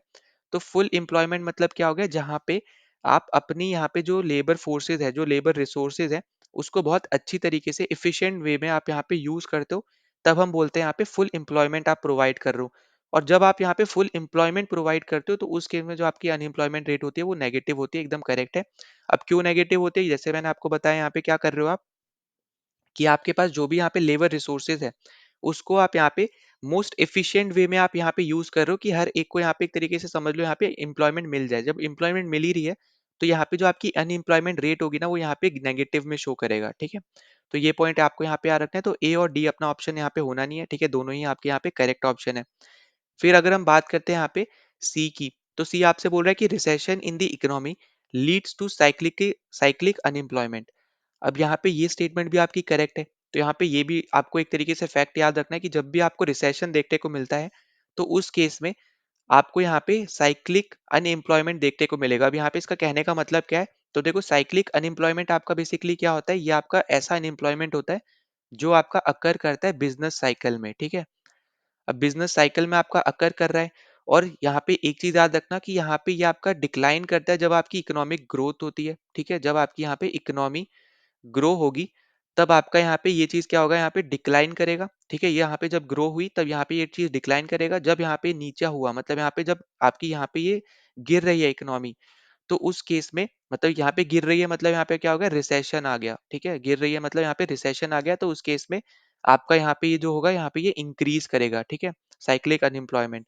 तो ये चीज आपको यहाँ पे याद रखनी है, और इसका यहाँ पे प्राइम एग्जांपल आप देख सकते हो कि जब भी यहाँ पे रिसेशन आता है, तो जो एम्प्लॉयज लेड ऑफ होते हैं, ठीक है? तो वो आपका यहाँ पे प्राइम एग्जांपल है साइक्लिक अनएम्प्लॉयमेंट का, कि आपका जब भी रिसेशन आएगा तो यहाँ पे कुछ ना कुछ लोगों को यहाँ पे अनएम्प्लॉयमेंट फेस करनी पड़ेगी, और जो वो अनएम्प्लॉयमेंट फेस कर रहे हैं, ठीक है, जो पहले काम कर रहे थे पर ले ऑफ हो गए, तो वो आपके यहाँ पे आते हैं साइक्लिकल अनएम्प्लॉयमेंट के अंदर, ठीक है? तो ये पॉइंट आपको यहाँ पे याद रखना है। फिर बी ऑप्शन पे चलते हैं, तो हमारा जो आंसर है वो बी ऑप्शन ही है, क्योंकि यही बचा है हमारे पास। तो यहाँ पे आपसे क्या बोल रहे हैं? Structural employment occurs when the jobs are eliminated by changes in demand for particular goods or due to automation। तो यहाँ पे ये गलत हो जाएगा, क्योंकि जो आपका स्ट्रक्चरल एम्प्लॉयमेंट होता है, ये आपका क्या होता है कि जैसे मान लो, हम लोग एक ले लेते हैं, जैसे मान लो ये एक इंसान है, ठीक है? इसको पाइथन बहुत अच्छे से आती है, एक लैंग्वेज होती है जो यहाँ पे कंप्यूटर साइंस में, तो यहाँ पे मान के चलते हैं हम यहाँ पे कि इसको पाइथन बहुत अच्छे से आती है, ठीक है? पर यहाँ पे मार्केट है, जो मार्केट का डिमांड है कि ऐसा इंसान चाहिए जिसको जावा अच्छे से आए, मतलब जो भी मार्केट में जॉब्स वगैरह चल रही है, उसमें यहाँ पे डिमांड है कि उसको जावा आनी चाहिए, ठीक है? पर इसको पाइथन आती है, पर यहाँ पे इसको जावा नहीं आती है। तो यहाँ पे क्या हो रहा है? यहाँ पे ये मिसमैच हो रही है, ठीक है? क्योंकि यहाँ पे ये एक तरीके से आप इसको समझ लो कि ये अच्छा है, यहाँ पे अच्छा प्रोग्रामर भी है, सब कुछ है, पर यहाँ पे फर्क यहाँ पे यही है कि इसको पाइथन आती है बस, ठीक है? इसको जावा नहीं आती है, और मार्केट की डिमांड है यहाँ पे कि अभी हमें यहाँ पे जावा चाहिए। तो ऐसी सिचुएशन जब भी आएंगी, तो हमें यहाँ पे मिसमैच देखने को मिलता है, ठीक है? और इसकी वजह से आप यहाँ पे ये समझ सकते हो कि यहाँ पे जो स्किल्स रिक्वायर्ड है करेंटली मार्केट में, वो स्किल्स आपके यहाँ पे जो लेबर फोर्स होती है, वो एक्वायर नहीं करती है, वो किसी दूसरे स्किल को एक्वायर करती है, या फिर कोई भी स्किल को एक्वायर नहीं करती है, ठीक है? तो ऐसे कंडीशंस को हम यहाँ पे स्ट्रक्चरल अनएम्प्लॉयमेंट बोलेंगे, ठीक है? तो ये चीज आपको यहाँ पे याद रखनी है। तो बी अपना यहाँ पे राइट आंसर हो जाएगा, क्योंकि यहाँ पे ये गलत है, ठीक है? ना अगले क्वेश्चन पे चलते हैं, तो अगला क्वेश्चन भी आपको यहाँ पे 2021 का यहाँ पे पूछा हुआ है। तो यहाँ पे आपसे क्या पूछा है कि which one of the following statement about production possibility frontier is not correct, ठीक है? तो यहाँ पे ये जो आपको दे रखा है पीपीएफ, जिसको हम लोग यहाँ पे प्रोडक्शन पॉसिबिलिटी फ्रंटियर बोलते हैं, तो ये बेसिकली आपका यहाँ पे होता क्या है? तो ये आपका एक तरीके का यहाँ पे कर्व होता है, ठीक है? तो ये पॉइंट आपको यहाँ पे याद रखना है कि एक तरीके का आपका कर्व होता है, जो कि आपका रिलेशन बताता है ये, ठीक है? रिलेशन बताता है यहाँ पे दो कमोडिटीज के बीच में, मतलब दो तरीके के प्रोडक्ट्स के बीच में आपके यहाँ पे रिलेशन बताता है यहाँ पे, ठीक है? तो यहाँ पे रिलेशन बताता है उनके प्रोडक्शन के अकॉर्डिंग, ठीक है? तो यहाँ पे ये इंपॉर्टेंट चीज है, पहला तो यहाँ पे कि ये एक तरीके का कर्व होता है। ये बताता है क्या है? ये तो आपको रिलेशन बताता है यहाँ पे प्रोडक्शन का किसी भी दो कमोडिटी के बीच में, ठीक है? तो यहाँ पे ये चीजें आपको यहाँ पे याद रखनी है। अब यहाँ पे अगर हम बात करें, तो यहाँ पे आपको कुछ इस तरीके का यहाँ पे ग्राफ देखने को मिलेगा, ठीक है? कुछ ऐसा ग्राफ आपको देखने को मिलेगा। यहाँ पे मान लेते हैं हम ए प्रोडक्ट है, यहाँ पे हम मान लेते हैं बी प्रोडक्ट है, ठीक है? तो एक्स एक्सिस वाई एक्सिस पे हमारे यहाँ पे दोनों प्रोडक्ट्स होते हैं। तो आपको यहाँ पे एक चीज क्लियरली दिखेगी कि आपका जब राइट साइड में आप जाओगे, तो आपका जो स्लोप है वो आपका यहाँ पे डिक्रीज हो रहा है, ठीक है? नीचे की तरफ आ रहा है, डाउनवर्ड्स है। तो यहाँ पे जो आपको ऑप्शन नंबर ए दे रखा है, the production possibility frontier slope downward to the right, यहाँ पे एकदम करेक्ट हो जाएगा, ठीक है? फिर आपको यहाँ पे बेसिकली जो स्टेटमेंट दे रखे हैं ना, ये सारी स्टेटमेंट एक तरीके से स्टैटिक बेस्ड है, जो आपको यहाँ पे बताई जाती है जब भी हम यहाँ पे कर्व के बारे में पढ़ते हैं, किसी भी एक पर्टिकुलर कर्व के बारे में पढ़ते हैं, तो उनके बारे में जो स्टेटमेंट्स बताई जाती है, यही आपको यहाँ पे पूछी जा रही है। तो देखो, जब भी यहाँ पे इस स्लोप के अंदर, ठीक है, जो भी आपके यहाँ पे पॉइंट है, या फिर जो भी आपके ये जो पॉइंट स्लोप के ऊपर भी अगर लाई कर रहे हैं, तो इन सबको हम लोग यहाँ पे अचीव कर सकते हैं, अटेन कर सकते हैं यहाँ पे, जो अभी प्रेजेंट टाइम में हमारे पास टेक्नोलॉजी या फिर रिसोर्सेज है उनके साथ, ठीक है? तो ये पॉइंट याद रखना। तो उसके बाद यहाँ पे अगला पॉइंट क्या आपको बोला जा रहा है कि the different combination of various goods and services given the available resources and technology are denoted by the production possibility frontier. तो यहाँ पे एकदम करेक्ट आपका यहाँ पे ऑप्शन हो जाएगा, क्योंकि आपका यहाँ पे क्या कर रहे हो, आप यहाँ पे दो प्रोडक्ट्स को ले रहे हो, ठीक है? और यहाँ पे यही आपसे बोल रहा है कि डिफरेंट कॉम्बिनेशंस आपने किए यहाँ पे अलग-अलग गुड्स के, अलग-अलग आपके यहाँ पे सर्विसेज़ के, और फिर आपसे क्या बोल रहा है आपके at a given available resources and technology, ठीक है? तो यहाँ पे यही सेम चीज़ है यहाँ पे बेसिकली, क्योंकि यहाँ पे आप क्या कर रहे हो, 2 तरीके के प्रोडक्ट्स को रख रहे हो, तो बस यही सेम मतलब सिंपल वर्ड्स में बस आपको यहाँ पे बोला जा रहा है, ठीक है? जो मैंने आपको यहाँ पे समझाया। फिर सी आपसे बोल रहा है कि एनी पॉइंट ऑन और inside the production possibility frontier is attainable under the existing technology and resources. तो ये तो अभी अभी मैंने आपको यहाँ पे बताया ही है कि कोई भी आपके ऐसे पॉइंट्स है, ठीक है, जो आपके यहाँ पे इस स्लोप के नीचे लाई कर रहे हैं, नीचे मतलब हो गया इधर की तरफ, ठीक है, और ऑन मतलब हो गया इस लाइन के ऊपर ही, जो आपकी स्लोप की लाइन है इसके ऊपर ही। तो ये सब आप यहाँ पे अटेन कर सकते हो जो प्रेजेंट टाइम में जो भी आपके पास टेक्नोलॉजी और रिसोर्सेज है उन सब के थ्रू, ठीक है। अब यहाँ पे हम चलते हैं डी ऑप्शन पे। तो डी ऑप्शन क्या बोल रहा है कि on the production possibility frontier the output of one commodity can be increase without changing the output of another commodity. अब ये जो होगा यहाँ पे ये आपका हो जाएगा गलत, और यही अपना यहाँ पे राइट आंसर है। क्यों है? क्योंकि अभी जैसे मैंने बताया कि ये जो होता है आपका, ये रिलेशन बताता है प्रोडक्शन का किसी भी दो कमोडिटीज के बीच में, ठीक है। ये इंपॉर्टेंट पॉइंट है जो आपको यहाँ पे याद रखना है।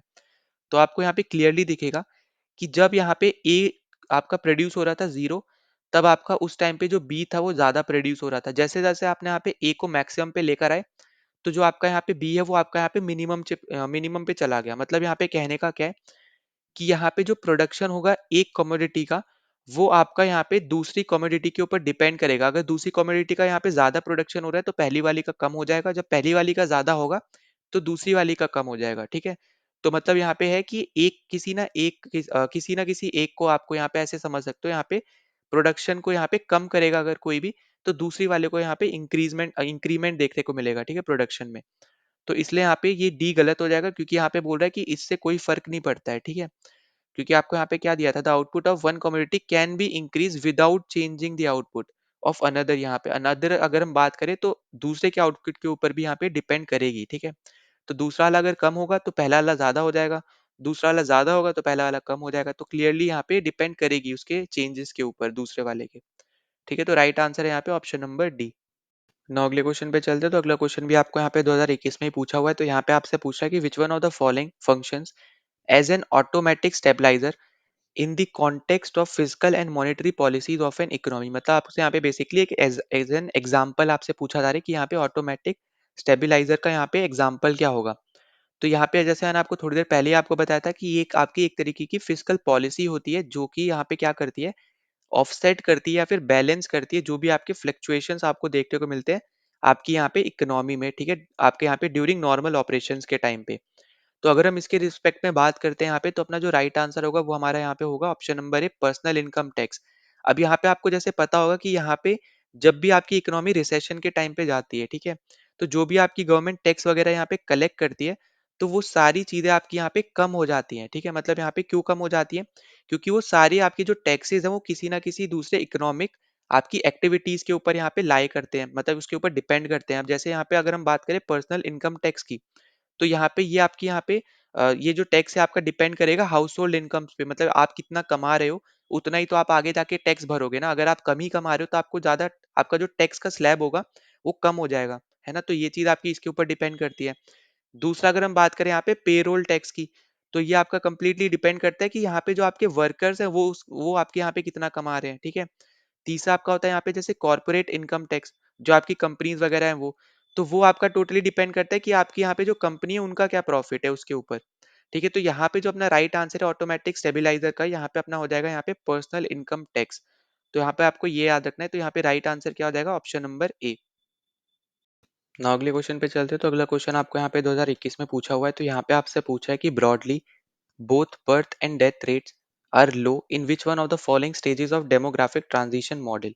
अब देखो डेमोग्राफिक ट्रांजिशन मॉडल मतलब हो गया यहाँ पे, इसका मतलब बेसिकली यहाँ पे एक तरीके का ये आपका एक प्रोसेस होता है जिसके थ्रू जो आपकी कुछ सोसाइटीज हैं, ठीक है, वो आपके यहाँ पे high birth and death rate से low birth and low death rates पे यहाँ पे आ जाते हैं, ठीक है। तो ये आपका होता है यहाँ पे डेमोग्राफिक ट्रांजिशन मॉडल, जहाँ पे आपका बर्थ रेट और डेथ रेट पहले हाई होता है, फिर दोनों ही आपके यहाँ पे लो हो जाते हैं।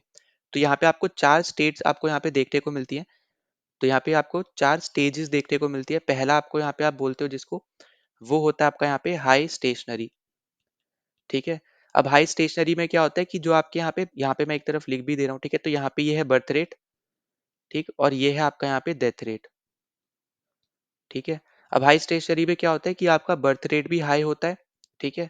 तो यहाँ पे एरो की जगह मैं यहाँ पे हाई और लो करके ही लिखता हूँ ताकि आपको इजीली समझ में आए, वरना आप इसको इंक्रीज डिक्रीज में ले लोगे। तो यहाँ पे ये आपका हाई रहता है और डेथ रेट भी आपके यहाँ पे हाई रहते हैं। तो ऐसे टाइप के यहाँ पे स्टेज को हम क्या बोलते हैं, यहाँ पे हाई स्टेशनरी स्टेज बोलते हैं। ठीक है, ये होता है आपका यहाँ पे फर्स्ट स्टेज। सेकेंड स्टेज की बात करें, सेकेंड अपने पास यहाँ पे होता है अर्ली एक्सपेंडिंग। ठीक है, अर्ली एक्सपेंडिंग स्टेज। अब यहाँ पे क्या होता है बेसिकली कि आपका यहाँ पे डेथ रेट जो होता है वो डिक्लाइन करना शुरू कर देता है। ठीक है, यहाँ पे जो आपका डेथ रेट है ये डिक्लाइन करना शुरू कर देता है और बर्थ रेट आपका यहाँ पे अनचेंज रहता है। अब अनचेंज रहता है मतलब क्या हुआ कि अभी भी यहाँ पे ये हाई रहता है। तो जब यहाँ पे ये हाई रहेगा तो आपको यहाँ पे पॉपुलेशन ग्रोथ देखने को मिलेगी। ठीक है, तो यहाँ पे आपको पॉपुलेशन ग्रो देखने को मिलेगी। ठीक है, पॉपुलेशन आपकी यहाँ पे ग्रो करेगी सेकंड वाले केस में। ठीक है, और यहाँ पे क्या होगा, यहाँ पे आपकी इसको आप इस तरीके से समझ सकते हो यहाँ पे कि पहले वाले केस में आपके यहाँ पे स्टेशनरी रहेगी। ठीक है, स्टेशनरी रहेगी कि यहाँ पे क्या हो रहा है बेसिकली कि आपके यहाँ पे जो दोनों चीजें हाई हाई हैं ये एक दूसरे को कैंसिल आउट कर देंगी और यहाँ पे कांस्टेंट रहेगी, आप इस तरीके से समझ लो। ठीक है, अब यहाँ पे दो हमने डिस्कस कर लिए। तीसरा हमारे पास आता है यहाँ पे लेट एक्सपेंडिंग स्टेज। अब लेट एक्सपेंडिंग स्टेज क्या होता है बेसिकली यहाँ पे कि जहाँ पे आपका डेथ रेट जो है वो अभी भी यहाँ पे डिक्लाइन कर रहा है। ठीक है, अभी भी यहाँ पे डिक्लाइन कर रहा है और बर्थ रेट ने अभी अभी डिक्लाइन करना स्टार्ट किया है। ठीक है, तो इस तरीके से समझ लो यहाँ पे स्टार्ट डिक्लाइनिंग। ठीक है, तो यहाँ पे डेथ रेट तो आपका पहले भी डिक्लाइन कर रहा था, पर अब बर्थ रेट जो है अब यहाँ पे उसने डिक्लाइन करना शुरू किया है। तो अगर आप अभी भी देखोगे तो पॉपुलेशन आपकी यहाँ पे ग्रो कर रही है, पर यहाँ पे जो इंपॉर्टेंट है कि पॉपुलेशन ग्रोथ अब आपका यहाँ पे कम हो जाएगा। मतलब यहाँ पे जितनी पहले ग्रो कर रही थी अब उतनी यहाँ पे ग्रो नहीं करेगी। ठीक है, पॉपुलेशन जो ग्रोथ होगी वो आपकी कम हो जाएगी। ठीक है, अभी भी ग्रो कर तो रही है पर पहले जितना कर रही थी अब इतना नहीं करेगी क्योंकि आपका बर्थ रेट ने भी डिक्लाइन करना शुरू कर दिया है। ठीक है, फिर फोर्थ स्टेज यहाँ पे क्या आती है, वो आती है यहाँ पे लो स्टेशनरी। अब लो स्टेशनरी क्या होता है यहाँ पे, जहाँ पे आपकी बर्थ रेट भी लो होती है, डेथ रेट भी लो होती है। तो ऐसी कंडीशन को हम बोलते हैं यहाँ पे लो स्टेशनरी, और ये भी आपकी एक तरीके की यहाँ पे स्टेशनरी आपको यहाँ पे देखने को मिल जाएगा। ठीक है, तो ये आपको यहाँ पे याद रखना और यही आपसे पूछा जा रहा है। तो राइट आंसर अपना क्या हो जाएगा यहाँ पे, ऑप्शन नंबर डी अपना यहाँ पे राइट आंसर हो जाएगा। ठीक है, तो यहाँ आई होप कि आपको कंप्लीट समझ में आ गया हो यहाँ पे कि मैंने यहाँ पे क्या क्या चीजें आपको यहाँ पे बताई हैं। ना अगले क्वेश्चन पे चलते हैं। तो अगला क्वेश्चन भी आपको यहाँ पे 2021 में पूछा हुआ है। तो यहाँ पे आपसे पूछा है how is the magnitude of the price elasticity for an individual good determine. ठीक है, तो यहाँ पे हमने प्राइस इलास्टिसिटी पहले भी डिस्कस कर रखी है, पहले वाले वीडियो में, पहले वाले पार्ट में हमारे यहाँ पे इकोनॉमिक्स के पीवाईक्यू जब हमने यहाँ पे स्टार्ट किए थे। तो मैंने आपको वहाँ पे बताया था कि प्राइस इलास्टिसिटी आप कैसे निकालते हो। आप निकालते हो यहाँ पे percentage change in quantity demand upon percentage change in price. ठीक है, तो आप बेसिकली यहाँ पे जो आपकी यहाँ पे जो क्वांटिटी डिमांड हुई है उसके परसेंटेज चेंज को आप यहाँ पे डिवाइड करते हो प्राइस के परसेंटेज चेंज से। ठीक है, तो उस तरीके से आपकी यहाँ पे प्राइस इलास्टिसिटी आपकी यहाँ पे निकलती है। फिर हमने इसके अलग अलग यहाँ पे टर्म्स आपके यहाँ पे टाइप्स हमने देखे थे, less than one, greater than one, equal to one. ठीक है, फिर आपका यहाँ पे इन्फानाइट। तो ये सब हमने यहाँ पे टर्म्स देखे थे और जीरो इलास्टिसिटी भी हमने यहाँ पे देखा था। तो हमने यहाँ पे सब कुछ पिछले वीडियो में कवर कर रखा है। ठीक है, तो वहाँ पे मैं आपको यहाँ पे यही होप करके चल रहा हूँ कि आपने यहाँ पे पिछला वीडियो देखा है। ठीक है, पहला ही क्वेश्चन मैंने वहाँ पे आपको ये सब करवाया था। तो अगर आप यहाँ पे देखोगे तो ये जो आपका यहाँ पे प्राइस इलास्टिसिटी होती है, इसका जो मैग्नीट्यूड है बेसिकली ये आपका कुछ चीज़ों के ऊपर डिपेंड करता है। वो कौन कौन सी चीज़ें होती है, तो पहली आपकी होती है, जैसे हम यहाँ पे फोर्थ ऑप्शन आपको जो दे रखा है, तो फोर्थ ऑप्शन आपका एकदम करेक्ट है कि आपका यहाँ पे जो कंज्यूमर का बजट होता है। ठीक है, उस पर्टिकुलर बजट में आप जो भी यहाँ पे सामान खरीद रहे हो या जो भी आप गुड खरीद रहे हो, जो भी आप सर्विस खरीद रहे हो, उसकी क्या इंपॉर्टेंस है आपके बजट में। ठीक है, आपके खुद के बजट में क्या इंपॉर्टेंस है, इसके ऊपर भी आपकी जो प्राइस इलास्टिसिटी है ये यहाँ पे डिपेंड करती है। ठीक है, तो ये पॉइंट आपको यहाँ पे याद रखना है। अब जैसे फॉर एग्जांपल मान के चलते हैं कि हमारे यहाँ पे 5,000 का बजट है और हमें यहाँ पे ऐसी कोई चीज़ चाहिए जो यहाँ पे 3,000 रुपए की आती है। तो वो आप यहाँ पे क्लियरली देखो तो 3,000 रुपये 5,000 रुपये का बहुत बड़ा एक पोर्शन है। ठीक है, तो यहाँ पे हमें इंपॉर्टेंस पता चल रही है कि हमें यहाँ पे वो चीज़ चाहिए ही चाहिए, है ना। तो यहाँ पे इस तरीके से आप इसको समझ सकते हो कि इसलिए यहाँ पे ये आपका यहाँ पे इसके ऊपर भी डिपेंड करता है। फिर अगला यहाँ पे हो जाएगा इसके सब्स्टिट्यूट्स के ऊपर, यहाँ पे ये डिपेंड करता है जो आपको सेकंड ऑप्शन दे रखा है, तो सेकंड भी करेक्ट है। अब सब्स्टिट्यूट मतलब क्या हो गया, जैसे फॉर एग्जांपल आप यहाँ पे कोई स्मार्टफोन लेने गए, आपने यहाँ पे Xiaomi का स्मार्टफोन देखा। ठीक है, उसका यहाँ पे प्राइस रेंज हम लोग ले लेते हैं फॉर एग्जांपल 15 से 20,000 के बीच में। पर अब सब्स्टिट्यूट्स मतलब क्या है कि आपके पास और भी कंपनीज के स्मार्टफोन्स का यहाँ पे आपको यहाँ पे देखने को मिलेंगे, क्योंकि बहुत ज़्यादा आपके ऐसे स्मार्टफ़ोन्स अवेलेबल हैं उस पर्टिकुलर प्राइस रेंज पे 15 से 20,000 के बीच में।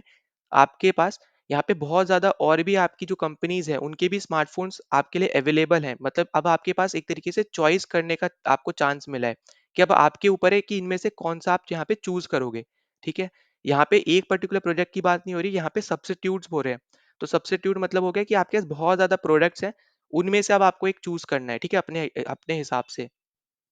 फिर अगर हम पहले पे चलते हैं, तो पहला आपको यहाँ पे बोल रहा है by the degree to which the good is a necessity और लग्जरी। तो यहाँ पे ये भी आपका पहला होगा करेक्ट, कि आपका यहाँ पे जो बेसिकली आपका प्राइस इलास्टिसिटी है, तो ये आपका यहाँ पे ये भी आपका डिपेंड करता है, जो भी आप यहाँ पे कमोडिटी या फिर जो भी आप यहाँ पे सामान खरीद रहे हो, कोई भी ऑब्जेक्ट खरीद रहे हो, उसकी लग्जरी मतलब कितना यहाँ पे वो लग्जीरियस है, ठीक है? कितना यहाँ पे वो नेसेसिटी वाला ऑब्जेक्ट है आपका, जैसे मान लो दाल-चावल ये सब जो हम डे टू डे लाइफ में हम ज़्यादा यूज़ करते हैं। या फिर लग्ज़री में अगर आप देखोगे तो जैसे गोल्ड वगैरह हो गया, अगर आप लेते हो तो, ठीक है? कार भी आपकी एक एज़ अ लग्ज़री आती है, अगर हम इंडिया के पर्सपेक्टिव से बात करते हैं तो, ठीक है? अलग-अलग कंट्री के हिसाब से अलग-अलग लग्ज़री प्रोडक्ट्स होते हैं, ठीक है? तो ये हमें यहाँ पे चीज़ें समझनी है, ठीक है? तो यहाँ पे ये चीज़ आपकी यहाँ पे इसके ऊपर भी डिपेंड करती है। पर यहाँ पे जो थर्ड ऑप्शन आपको दे रखा है by the rate of income growth, इसके ऊपर आपकी यहाँ पे डिपेंड नहीं करती यहाँ पे प्राइस इलास्टिसिटी, क्योंकि यहाँ पे क्या हो रहा है, आपको जो सामान है, ठीक है, वो आपके इनकम के ऊपर, वैसे इनकम ग्रोथ के ऊपर यहाँ पे डिपेंड नहीं करेगा। क्योंकि अगर आपको कोई सामान लेना है तो आप वो लेके ही रहोगे, ठीक है? मतलब यहाँ पे एक चीज यहाँ पे है कि अगर आपकी यहाँ पे इनकम ग्रो करती है, ठीक है, तो आप यहाँ पे कोई नई चीज अब लेने के बारे में सोचोगे। पर अगर हम यहाँ पे लेके चल रहे हैं कि आपको एक पर्टिकुलर चीज लेनी है, अगर आपकी सैलरी 30,000 है, आगे जाके 40,000 हो जाती है, तब भी आप वो चीज़ लोगे ही, क्योंकि आपका यहाँ पे आप जितना खर्च करना चाह रहे हो, उसका लार्जेस्ट पोर्शन आपका उससे ही आ रहा है, ठीक है? मतलब वही आप उस पे ही आप खर्च करना चाह रहे हो। तो इस तरीके से आपको यहाँ पे समझना है, तो इसके ऊपर ये डिपेंड नहीं करती है। तो यहाँ पे राइट आंसर क्या आ जाएगा? 1, 2 एंड 4। तो यहाँ पे राइट आंसर है ऑप्शन नंबर सी। नाउ अगले क्वेश्चन पे चलते हो, तो अगला क्वेश्चन आपको यहाँ पे दे रखा है 2022 में आपसे पूछा है, तो यहाँ पे आपसे पूछा है कि in the first quarter of the fiscal year 2021 GDP contracted by 23.9% and in the second quarter by 7.5%। ठीक है, पहले में इतनी, दूसरे में इतनी थी। तो आपसे बोला है the economic survey 2021 prefer to call it as it a recovery in. तो यहाँ पे बेसिकली आपके कुछ टाइप की शेप्स होती हैं जिसको हम लोग यहाँ पे बोलते हैं रिकवरी शेप्स, ठीक है? मतलब यहाँ पे ये जो आपको दे रखी है यहाँ पे यू शेप, वी शेप, तो ये सब आपके यहाँ पे एक तरीके से रिकवरी के लिए यहाँ पे आप इसको यूज करते हो, ठीक है? तो यहाँ पे जो आपका बेसिकली क्वेश्चन है, ये आपका रिकवरी के ऊपर बेस्ड है, पर यहाँ पे करंट अफेयर के साथ, ठीक है? Current affair plus recovery based आपको यहाँ पे पूछा गया है। तो आपको पहले तो रिकवरी की नॉलेज होनी चाहिए। अब करंट अफेयर की अगर आपको मान लो नॉलेज नहीं भी है, तो आपको इस क्वेश्चन में कोई दिक्कत नहीं आएगी, क्योंकि आपको दोनों ही डेटा दे दिए गए हैं, ठीक है? अगर आपसे डायरेक्ट पूछा जाता कि इकोनॉमिक सर्वे 20 और 21 में आपकी यहाँ पे जो रिकवरी हुई थी, उस रिकवरी को क्या नाम दिया था, तब आपको यहाँ पे करंट अफेयर के बारे में भी यहाँ पे आइडिया होना चाहिए था। पर यहाँ पे क्योंकि दोनों ही डेटा आपको दे दिया है, तो आपको एज सच यहाँ पे दिक्कत नहीं आएगी। तो यहाँ पे जो अपना राइट आंसर होगा वो है यहाँ पे ऑप्शन नंबर बी।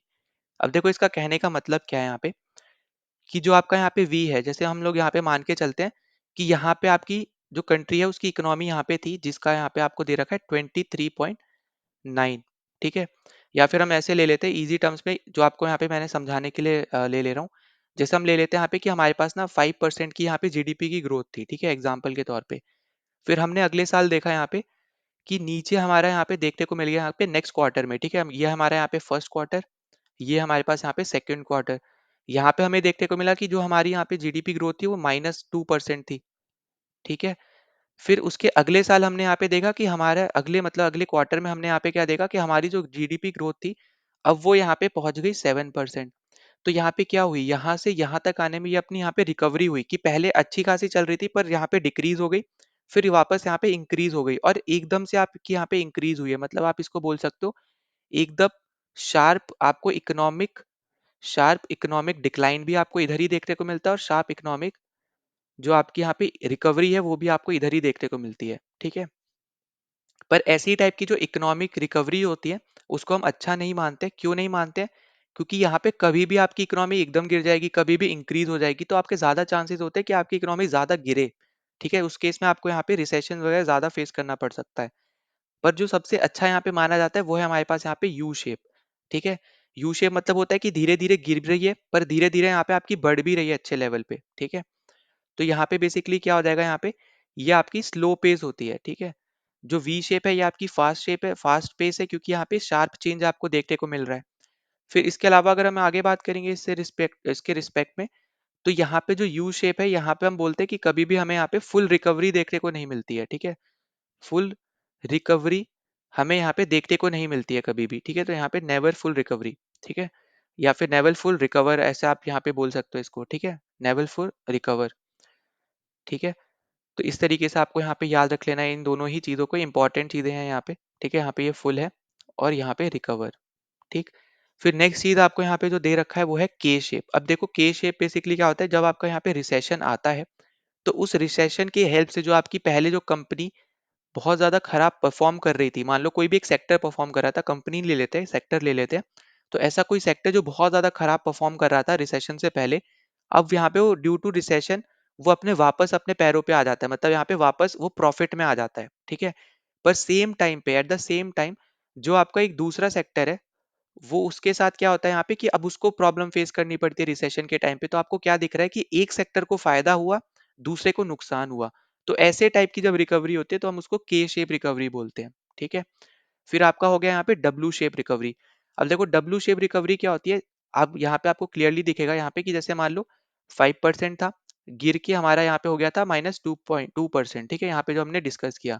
अब यहाँ पे इन्होंने क्या किया, कोई भी गवर्नमेंट है जिसकी यहाँ पे 5% से 2% -2% पे उनकी जीडीपी ग्रो यहाँ पे गिर गई, तो उन्होंने यहाँ पे कुछ रूल्स एंड रेगुलेशंस पास किए, ठीक है, कुछ पॉलिसीज ऐसी बनाई, तो जिसकी वजह से उन्हें देखने को मिला कि जो उनकी अब यहाँ पे जो जीडीपी ग्रोथ थी वो अब यहाँ पे 3% की हो गई। अब जैसे ही उन्होंने ये देखा कि जैसे ही हमारे यहाँ पे 3% हो गई, तो उनको लगा कि अब आगे जाके भी हमारी पॉजिटिव ही रहेगी। तो उन्होंने जो रूल्स एंड रेगुलेशन निकाले थे उस टाइम पे जब उनकी -2% थी, तो उन्होंने वो सब रूल्स एंड रेगुलेशन वापस ले लिए, ठीक है। जो भी उन्होंने पॉलिसीज वगैरह भी निकाली थी -2% के टाइम पे, वो भी उन्होंने क्या कर ली, यहाँ पे वापस ले ली।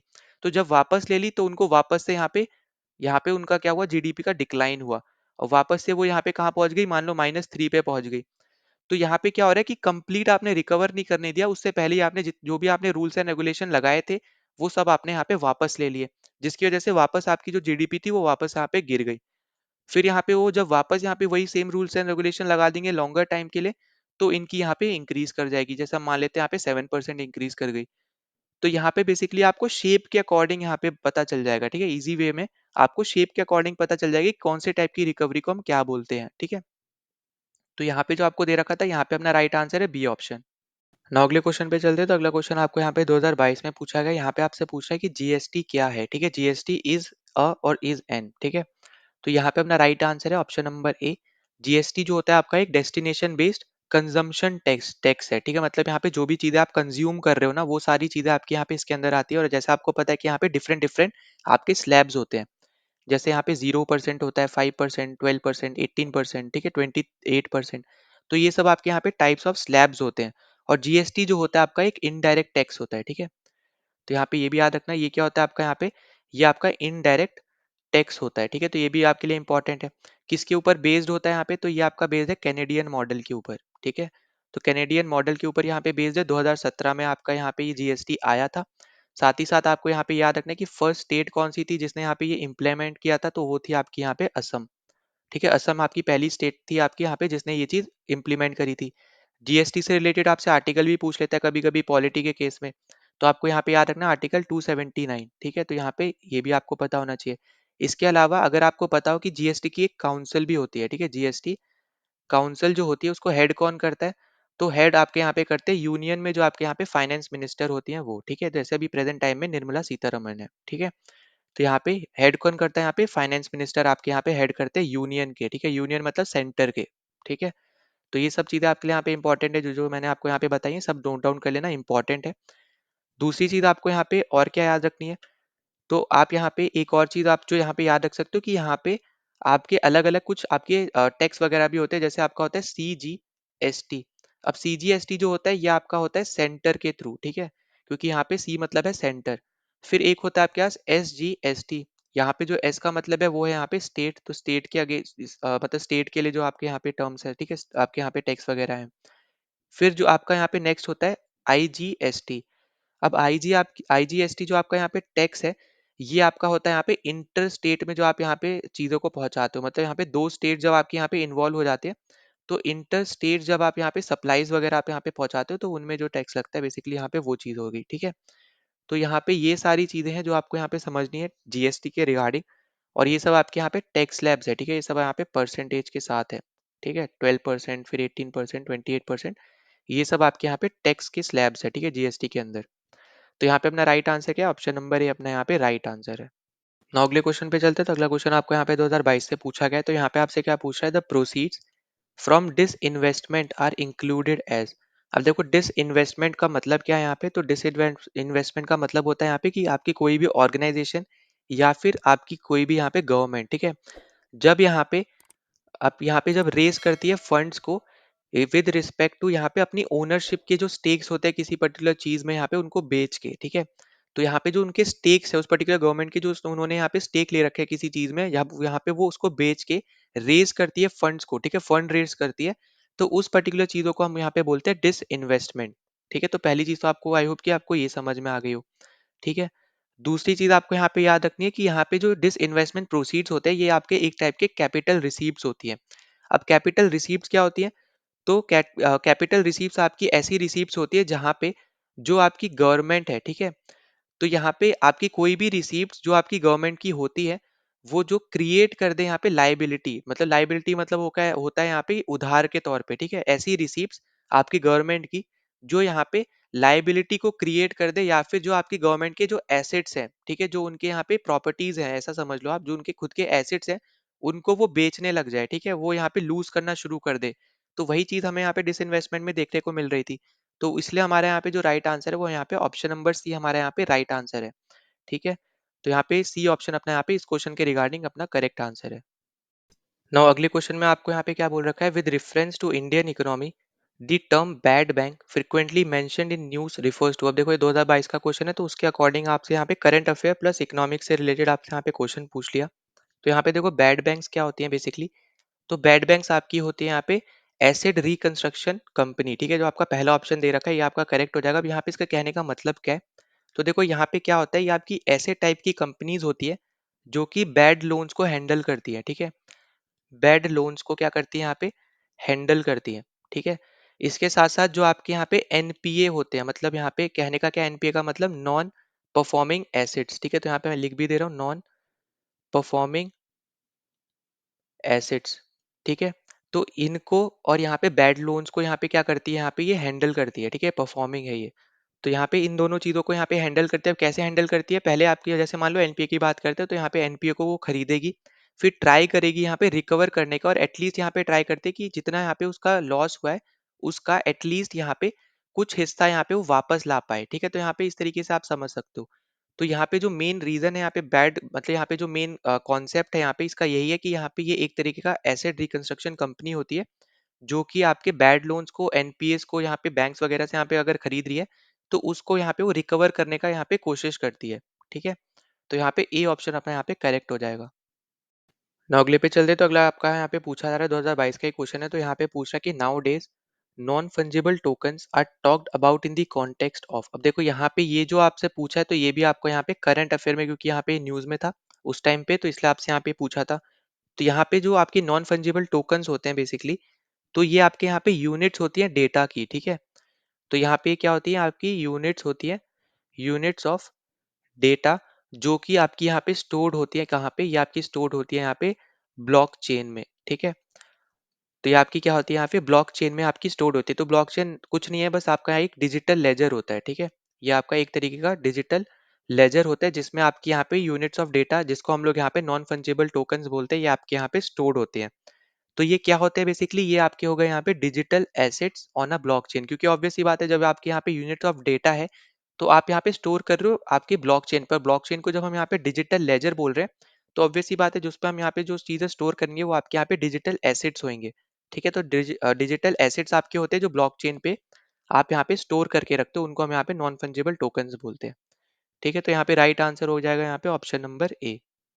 ना अगले क्वेश्चन पे चलते हैं। तो अगला क्वेश्चन आपको यहाँ पे 2023 में पूछा जा रहा है। तो यहाँ पे आपसे पूछा था कि which one of the following is the largest component of revenue expenditure in the union budget 2022 और 23। मतलब यहाँ पे आपसे पूछा जा रहा है कि गवर्नमेंट किस चीज पे सबसे ज्यादा उसने यहाँ पे खर्च किया है, जो आपका यहाँ पे यूनियन बजट आया था 22 और 23 का उसमें, ठीक है। तो आपका यहाँ पे जो राइट आंसर होगा वो है यहाँ पे इंटरेस्ट पेमेंट। अब देखो क्योंकि अब आपका यहाँ पे ये पुराना हो गया है, पर मैं आपको यहाँ पे अभी रिकमेंड करूंगा कि प्रेजेंट वाला आप जरूर देख के जाना, जिसका मैंने आपको पहले भी बोला था, यहाँ पे प्रीवियस वीडियो में भी बोला था कि उससे रिलेटेड मैंने यहाँ पे ऑलरेडी वीडियो बना रखा है, उसका लिंक मैं यहाँ पे डिस्क्रिप्शन और आई बटन पे दे दूंगा, वहां जाके आप अच्छे से देख लेना। क्योंकि आपका बजट थोड़ा लंबा टॉपिक है, तो मैंने उस एक सिंगल वीडियो में आपको पूरा बजट अच्छे से समझा है, किस टाइप के क्वेश्चन वहाँ पे बनते हैं, ये भी आपको यहाँ पे बताया है। तो वो आप यहाँ पे कंप्लीट वीडियो देख लेना, ठीक है। लिंक आपको डिस्क्रिप्शन और आई बटन पे मैं यहाँ पे प्रोवाइड कर दूंगा, ठीक है। तो यहाँ पे अपना ए ऑप्शन अपना राइट होगा, पर हमें यहाँ पे इसको देखते हुए नहीं जाना है, अब हमें यहाँ पे प्रेजेंट टाइम का जो बजट है उसको देख के जाना है। ना अगले क्वेश्चन पे चलते हैं। तो अगला क्वेश्चन आपको यहाँ पे 2023 में पूछा हुआ है। तो यहाँ पे आपसे पूछ रहा है adequacy of foreign exchange reserves of a country captured by which one of the following indicators. ठीक है, कौन कौन से आपके यहाँ पे ऐसे इंडिकेटर्स होते हैं जिसके ऊपर आपके यहाँ पे फॉरेन एक्सचेंज रिजर्व्स को आप यहाँ पे कैप्चर कर सकते हो, ठीक है, निकाल वगैरह सकते हो। तो देखो अगर हम यहाँ पे बात करते हैं चारों ऑप्शन की, तो चारों ही आपके यहाँ पे आंसर होने वाले हैं। अब हम यहाँ पे डिस्कस करते हैं जो आपको यहाँ पे जो कीवर्ड्स दे रखे हैं, ठीक है, पर यहाँ पे जो आपको क्वेश्चन पूछा है ये आपका फैक्ट बेस्ड है। बस यहाँ पे आपको 4 फैक्ट पूछ लिए हैं, इसलिए आपको लग सकता है यहाँ पे कि ये हार्ड क्वेश्चन है, ठीक है। पर यहाँ पे चारों ही आपकी जो स्टेटमेंट्स ये फैक्ट बेस्ड है, ठीक है, कि यहाँ पे ये सारे इंडिकेटर्स होते हैं। तो यहाँ पे लास्ट वाला आपसे क्या बोल रहे हैं, यहाँ पे आपको कीवर्ड दिख रहा होगा मॉनिटरी एग्रीगेट्स। अब देखो मॉनिटरी एग्रीगेट्स क्या होते हैं, यहाँ पे जो भी आपका टोटल सप्लाई होता है यहाँ पे करेंसी का, जो यहाँ पे अभी सर्कुलेशन में है, ठीक है, मार्केट में है। साथ ही साथ जो आपके यहाँ पे कमर्शियल बैंक्स वगैरह के पास यहाँ पे जो रिजर्व्स पड़े हैं यहाँ पे सेंट्रल बैंक में, ठीक है, कमर्शियल बैंक के जो रिजर्व्स पड़े हैं यहाँ पे सेंट्रल बैंक में, उनको मिला के हम लोग यहाँ पे बोलते हैं मॉनिटरी एग्रीगेट्स, ठीक है। तो इन दोनों चीजों को मिला के हम क्या बोलते हैं, मॉनिटरी एग्रीगेट्स बोलते हैं। फिर आप यहाँ पे रिजर्व टू आपका यहाँ पे रिजर्व्स टू जीडीपी रेशियो आप करते हो यहाँ पे ग्रॉस डोमेस्टिक प्रोडक्ट के साथ, तो जो आपका रेशियो निकलता है उसके थ्रू भी हम यहाँ पे फॉरेन एक्सचेंज रिजर्व्स को निकाल सकते हैं। फिर थर्ड हो गया, यहाँ पे सेकंड आपसे बोल रहा है कि रिजर्व टू एक्सटर्नल डेप्थ रेशियो। अब देखो जब हम इसके बारे में बात करते हैं तो ये आपका एक तरीके से जब हम यहाँ पे डेप्थ रेशियो की बात करेंगे, ठीक है, सिर्फ यहाँ पे हम जब डेप्थ रेशियो की बात करते हैं तो ये आपका एक इंपॉर्टेंट इंडिकेटर होता है, जिसके थ्रू आप ये बता सकते हो यहाँ पे बेसिकली कि आपकी यहाँ पे एक तरीके से आप ये बता सकते हो कि जो आपकी कंट्री की कैपेसिटी है, ठीक है, यहाँ पे किसी भी रिसोर्स को यूटिलाइज करने की at the time of crisis, ठीक है, मतलब यहाँ पे क्राइसिस के टाइम पे आपकी जो कंट्री है उसकी क्या कैपेसिटी है कि यहाँ पे वो अपने रिजर्व्स रिसोर्सेज वगैरह को यहाँ पे यूटिलाइज कर सके, ठीक है। तो उसके थ्रू आप यहाँ पे इसके थ्रू आप ये चीज बता सकते हो। पर अगर हम यहाँ पे जैसे रिजर्व टू एक्सटर्नल डेप्थ रेशियो को जब हम यहाँ पे करेंगे, रेशियो निकालेंगे इसके रिस्पेक्ट में जब हम, तो उस केस में आपका यहाँ पे फॉरेन एक्सचेंज रिजर्व भी आप यहाँ पे इसके थ्रू कैप्चर कर पाओगे, ठीक है। दूसरा यहाँ पे आपको बोल रहा है कि रिजर्व टू इम्पोर्ट रेशियो। अब रिजर्व टू इम्पोर्ट रेशियो मतलब क्या होगा, ये आपका ऐसा रेशियो है जहाँ पे टोटल इम्पोर्ट जो है यहाँ पे कंट्री के, ठीक है, वो आप यहाँ पे इक्वल रखते हो, बेसिकली यहाँ पे रेशियो में रखते हो यहाँ पे कंट्री के टोटल फॉरेन एक्सचेंज के साथ, ठीक है। तो उसको हम बोलते हैं यहाँ पे इम्पोर्ट रेशियो, ठीक है।